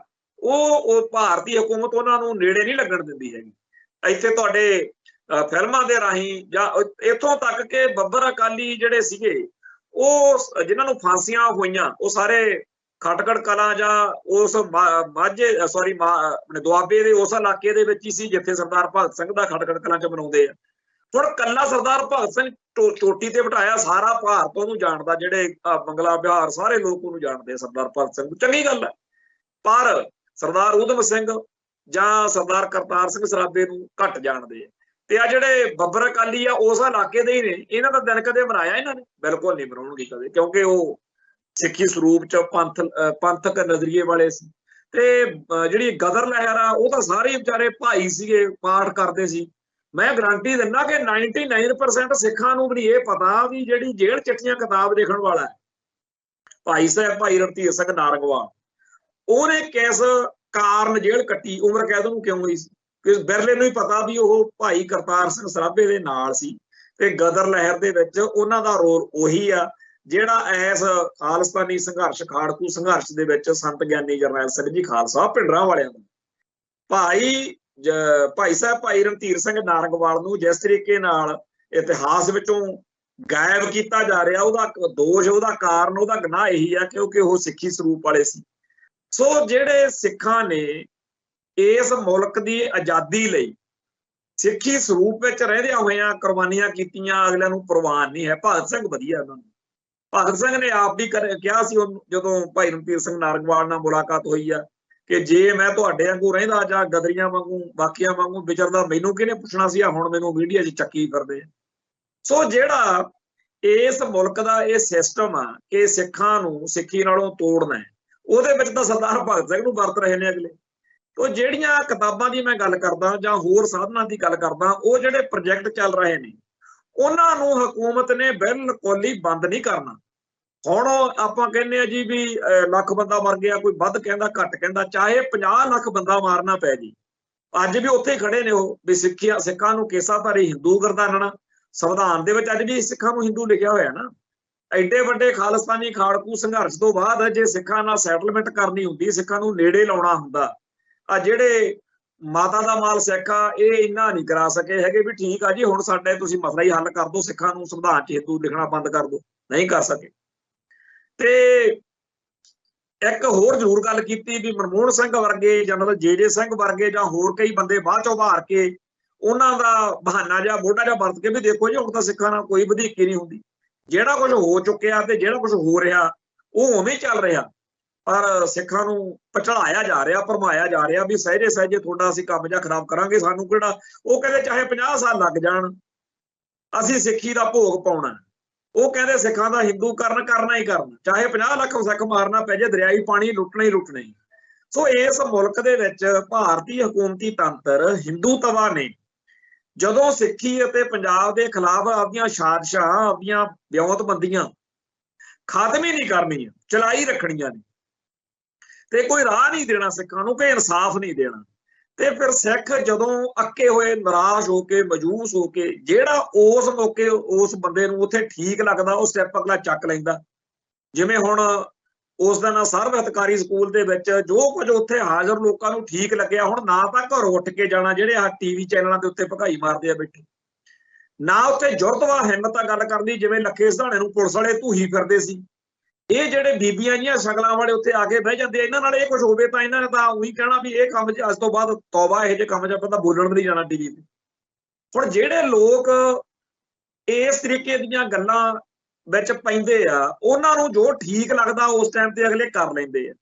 ਤੇ ਜੇ ਤੁਸੀਂ ਇਹ ਮੰਨਦੇ ਹੋ ਕਿ ਹਕੂਮਤ ਨੇ ਤਾਂ ਭਾਈ ਇਹ ਕਰਤੂਤਾਂ ਤੋਂ ਹਟਣਾ ਨਹੀਂ, ਇਹ ਜਿਹੜੀਆਂ ਐਂਟੀ ਸਿੱਖ, ਐਂਟੀ ਪੰਜਾਬ, ਐਂਟੀ ਪੰਜਾਬੀ ਸਾਜ਼ਿਸ਼ਾਂ ਨੇ ਇਹ ਤਾਂ ਐਂ ਚੱਲਣੀਆਂ ਨੇ, ਦੂਜੇ ਪਾਸੇ ਕੋਈ ਰਾਹ ਨਹੀਂ, ਕੋਈ ਇਨਸਾਫ ਨਹੀਂ। ਤੁਹਾਡੇ ਸਾਹਮਣੇ ਆ ਕੇ ਮਾਪੇ 4 ਮਹੀਨਿਆਂ ਤੋਂ ਪਿੱਟਦੇ ਫਿਰਦੇ ਸੀ। ਸਕੂਲ ਵਾਲਾ ਉਹ ਜਿਹੜਾ ਹਿਮਾਚਲ ਦਾ ਲਿਆ ਕੇ ਉੱਥੇ ਬਿਠਾਇਆ ਸੀ ਪ੍ਰਿੰਸੀਪਲ, ਉਹ ਗੱਲ ਹੀ ਨਹੀਂ ਸੁਣਨ ਨੂੰ ਤਿਆਰ ਸੀ। ਤੇ ਉਹ ਜਿਹੜਾ ਸਿੱਖਿਆ ਮਹਿਕਮੇ ਦਾ ਅਫਸਰ ਆ ਉਹ ਆਪਦੀ ਭਕਾਈ ਮਾਰੀ ਜਾਂਦਾ ਵੀ ਲਿਖ ਕੇ ਦਿਓ ਜੀ, ਲਿਖ ਕੇ ਦਿਓ ਜੀ, ਨਾ ਤੈਨੂੰ ਨਹੀਂ ਪਤਾ, ਤੇਰੀ ਕੋਈ ਜ਼ਿੰਮੇਵਾਰੀ ਨਹੀਂ, ਤੇਰੇ ਅਧੀਨ ਸਕੂਲ ਆ, ਤੂੰ ਨਜ਼ਰ ਮਾਰ ਉੱਥੇ ਭਾਈ ਕੀ ਹੋ ਰਿਹਾ। ਕੜੇ ਨਹੀਂ ਪਾਉਣ ਦਿੰਦੇ ਕੁੜੀਆਂ ਨੂੰ, ਕਹਿੰਦੇ ਆ ਵੀ ਸਲਵਾਰ ਤੇ ਸਿਰ ਤੇ ਚੁੰਨੀ ਨਹੀਂ ਚਾਹੀਦੀ, ਕਦੇ ਕਹਿੰਦੇ ਰਾਤ ਨੂੰ ਕੁੜੀਆਂ ਭੇਜੋ, ਕਦੇ ਕੋਈ ਹੋਰ ਗੱਦ ਪਾਉਂਦੇ ਆ, ਤਾਂ ਉਹਨਾਂ ਦੇ ਬਾਰੇ ਤੂੰ ਕਹਿੰਦਾ ਮੈਨੂੰ ਲਿਖ ਕੇ ਦਿਓ। ਇਵੇਂ ਕਈ ਪੁਲਿਸੀਏ ਕਰਦੇ ਹੁੰਦੇ ਨੇ ਵੀ ਥਾਣੇ ਦੇ ਮੂਹਰੇ ਚਾਹੇ ਬੰਦਾ ਮਰ ਜਾਵੇ ਜੀ, ਸਾਨੂੰ ਤਾਂ ਜੇ ਲਿਖਤੀ ਸ਼ਿਕਾਇਤ ਆਊਗੀ ਇਹ ਤਾਂ ਕੰਮ ਕਰਾਂਗੇ। ਆਹ ਜਿਹੜਾ ਸਿਸਟਮ ਹੈ ਇਸ ਮੁਲਕ ਦਾ, ਉਹਦੇ ਸਾਹਮਣੇ ਸਾਡੇ ਨੌਜਵਾਨ, ਮੈਂ ਤਾਂ ਸ਼ੁਕਰ ਕਰਦਾ ਵੀ ਅਜੇ ਵੀ ਸਾਡੀ ਕੌਮ 'ਚ 4 ਸਰੀਰ ਹੈਗੇ ਆ ਜਿਹੜੇ ਲੜਦੇ ਆ, ਜਿਹੜੇ ਅਜੇ ਵੀ ਪੰਥ ਦਾ ਦਰਦ ਰੱਖਦੇ ਆ। ਜਿੰਨਾ ਸਾਡੀ ਕੌਮ ਦੇ ਅੰਦਰ ਆ ਵਰਗ ਨੇ ਸਾਡੀਆਂ ਲੱਤਾਂ ਪੈਰਾਂ ਨੂੰ ਬੰਨ੍ਹ ਕੇ ਦੁਸ਼ਮਣ ਦੇ ਮੂਹਰੇ ਸਿੱਟਣ ਵਾਲਾ ਕੰਮ ਫੜਿਆ ਹੋਇਆ, ਜਿੰਨਾ ਇਹ ਭੈੜੇ ਤੇ ਮਾੜੇ ਸਾਬਤ ਹੋ ਰਹੇ ਆ ਨੈਰੇਟਿਵ ਸਿਰਜਣ ਵਾਲੇ, ਉਸ ਹਿਸਾਬ ਦੇ ਨਾਲ ਤਾਂ ਹੁਣ ਨੂੰ ਤਾਂ ਸਾਰੇ ਦੇ ਸਾਰੇ ਜਿਹੜੇ ਬਾਗੀ ਤਬੀਅਤ ਵਾਲੇ ਲੋਕ ਆ ਉਹ ਹਾਰ ਹੰਭ ਕੇ ਘਰੇ ਬਹਿ ਜਾਣ। ਪਰ ਸੱਚੇ ਪਾਤਸ਼ਾਹ ਦੇ ਬਰਿਹਾਰੇ ਕਿ ਅੱਜ ਦੀ ਸਾਡੀ ਕੌਮ ਦੇ ਵਿੱਚ ਉਹ ਨੌਜਵਾਨ, ਉਹ ਦਰਦ ਰੱਖਣ ਵਾਲੇ ਸਾਡੇ ਭਰਾ ਹੈਗੇ ਜਿਹੜੇ ਕਿਸੇ ਨਾ ਕਿਸੇ ਤਰੀਕੇ ਨਾਲ ਵਿਰੋਧ ਪ੍ਰਗਟ ਕਰਦੇ ਆ, ਤੇ ਜੋ ਉਸ ਟਾਈਮ ਉਹਨਾਂ ਨੂੰ ਠੀਕ ਲੱਗਦਾ ਅਗਲੇ ਕਰਦੇ। ਹੁਣ ਉੱਥੇ ਉਹ ਸ਼ਾਂਤਮਈ ਗੱਲ ਹੀ ਕਰਨ ਗਏ ਸੀ, ਨਹੀਂ ਸੁਣਦੇ ਅਗਲੇ। ਸੜਕ ਤੇ ਪਹਿਲਾਂ ਗਰਾਊਂਡ 'ਚ, ਗਰਾਊਂਡ ਤੋਂ ਸਾਰਾ ਉਹਨਾਂ ਦਾ ਫੜ ਕੇ ਗੱਡ ਕਰਨਾ, ਜਾਂ ਜਦੋਂ ਖੋਲਿਆ ਸਪੀਕਰ ਮਾਈਕ ਵੀ ਖੋਲਿਓ ਸੜਕ ਤੇ ਚਲੇ ਗਏ। ਉੱਥੇ ਉਹ ਤੁਹਾਡੇ ਸਾਹਮਣੇ ਆ ਜੋ ਕੁਝ ਵਾਪਰਿਆ। ਤੇ ਸਾਡੇ ਆ ਭੋਲੂ ਪਾਤਸ਼ਾਹ ਟੀਵੀ ਚੈਨਲਾਂ ਦੇ ਉੱਤੇ ਭਕਾਈ ਮਾਰਨ ਲੱਗੇ ਹੋਏ ਨੇ ਕਿ ਜੀ ਇਹ ਅਮਨ ਕਾਨੂੰਨ ਹੱਥ 'ਚ ਨਹੀਂ ਲੈਣਾ ਚਾਹੀਦਾ ਸੀ। 1984 ਤੱਕ ਕਿਹੜੇ ਸਿੱਖ ਨੇ ਅਮਨ ਕਾਨੂੰਨ ਨੂੰ ਹੱਥ 'ਚ ਲਿਆ ਸੀ ਤੇ ਅਗਲਿਆਂ ਨੇ ਗਲਾਂ 'ਚ ਟਾਇਰ ਪਾਤੇ। ਉੱਥੇ ਹੈਗੇ ਇਹਨਾਂ ਇਹ ਉਹੀ ਲੋਕ ਨੇ ਜਿਨ੍ਹਾਂ ਨੇ ਉਦੋਂ ਵੀ ਰਜਾਈਆਂ ਵਿੱਚ ਵੜ ਕੇ ਟਾਈਮ ਕੱਢ ਲਿਆ ਵੀ ਚਾਹੇ ਜੀ ਜਿਹਦੇ ਮਰਜ਼ੀ ਗਲ 'ਚ ਟਾਇਰ ਪਈ ਜਾਵੇ, ਜਿਹਦੀ ਮਰਜ਼ੀ ਧੀ ਭੈਣ ਰੇਪ ਹੋਈ ਜਾਵੇ। ਤੇ ਪਰ ਜਿਨ੍ਹਾਂ ਦੇ ਵਿੱਚ ਪੰਥ ਦੇ ਦਰਦ ਸੀ ਉਹਨਾਂ ਨੇ ਅਗਲਿਆਂ ਨੇ ਹਥਿਆਰਬੰਦ ਲੜਾਈ ਲੜੀ।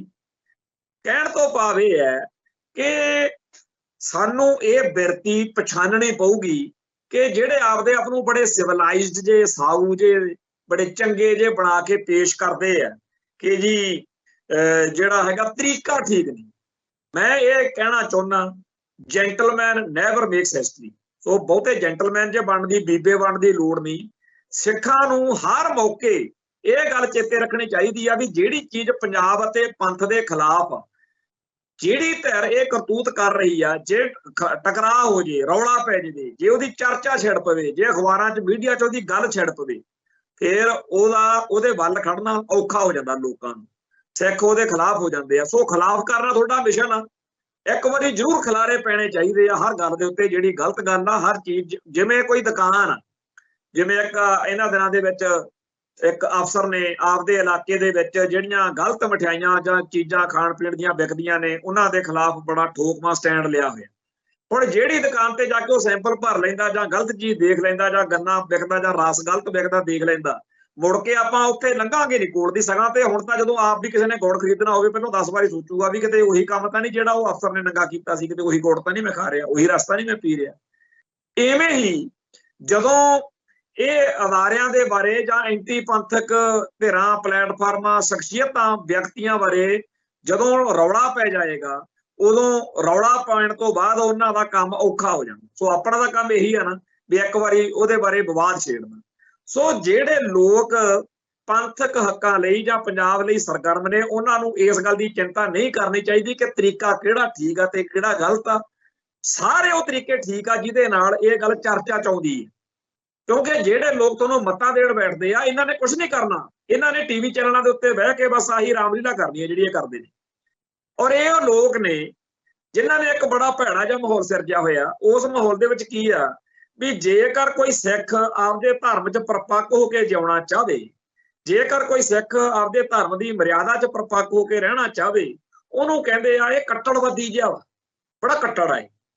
ਹਾਂ, ਜੇਕਰ ਕੋਈ ਸਿੱਖ ਆਪਦੇ ਧਰਮ 'ਚ ਪਰਪੱਕ ਨਾ ਹੋਵੇ, ਮਰਿਆਦਾ ਦੀਆਂ ਧੱਜੀਆਂ ਉਡਾਵੇ, ਹਰ ਉਹ ਕਰਮ ਕਾਂਡ ਤੇ ਜਿਹੜੀ ਹਰਕਤ ਗੁਰੂ ਪਾਤਸ਼ਾਹ ਨੇ ਕਿਹਾ ਵੀ ਨਹੀਂ ਕਰਨੀ ਉਹ ਕਰਦਾ ਫਿਰੇ, ਉਹਨੂੰ ਕਹਿੰਦੇ ਇਹ ਬੜਾ ਸੈਕੂਲਰ ਆ, ਇਹ ਬੜਾ ਲਿਬਰਲ ਆ, ਇਹ ਬੜਾ ਜੈਂਟਲਮੈਨ ਆ, ਇਹ ਬੜਾ ਵਧੀਆ ਬੰਦਾ। ਮਤਲਬ ਕਿ ਮਰਿਆਦਾ 'ਚ ਧਰਮ 'ਚ ਪਰਪੱਕ ਸਿੱਖ ਨੂੰ ਗੁਰਮੁਖ ਜਾਂ ਗੁਰਸਿੱਖ ਕਹਿ ਕੇ ਸਤਿਕਾਰਨ ਦੀ ਬਜਾਏ ਉਹਨੂੰ ਕੱਟੜਵਾਦੀ ਕਹਿ ਕੇ ਤਿਰਸਕਾਰਦੇ ਨੇ। ਤੇ ਜਿਹੜਾ ਬੰਦਾ ਆਪਦੇ ਧਰਮ ਦੀ ਮਰਿਆਦਾ ਦੇ ਉਲਟ ਚੱਲਦਾ, ਗੁਰੂ ਸਾਹਿਬਾਨ ਦੇ ਦਰਸਾਏ ਹੋਏ ਮਾਰਗ ਤੋਂ ਥਿੜਕਦਾ, ਉਹਨੂੰ ਵਡਿਆਉਂਦੇ ਨੇ ਤੇ ਉਹਨੂੰ ਕਹਿੰਦੇ ਆ ਇਹ ਤਾਂ ਬੜਾ ਜੈਂਟਲਮੈਨ।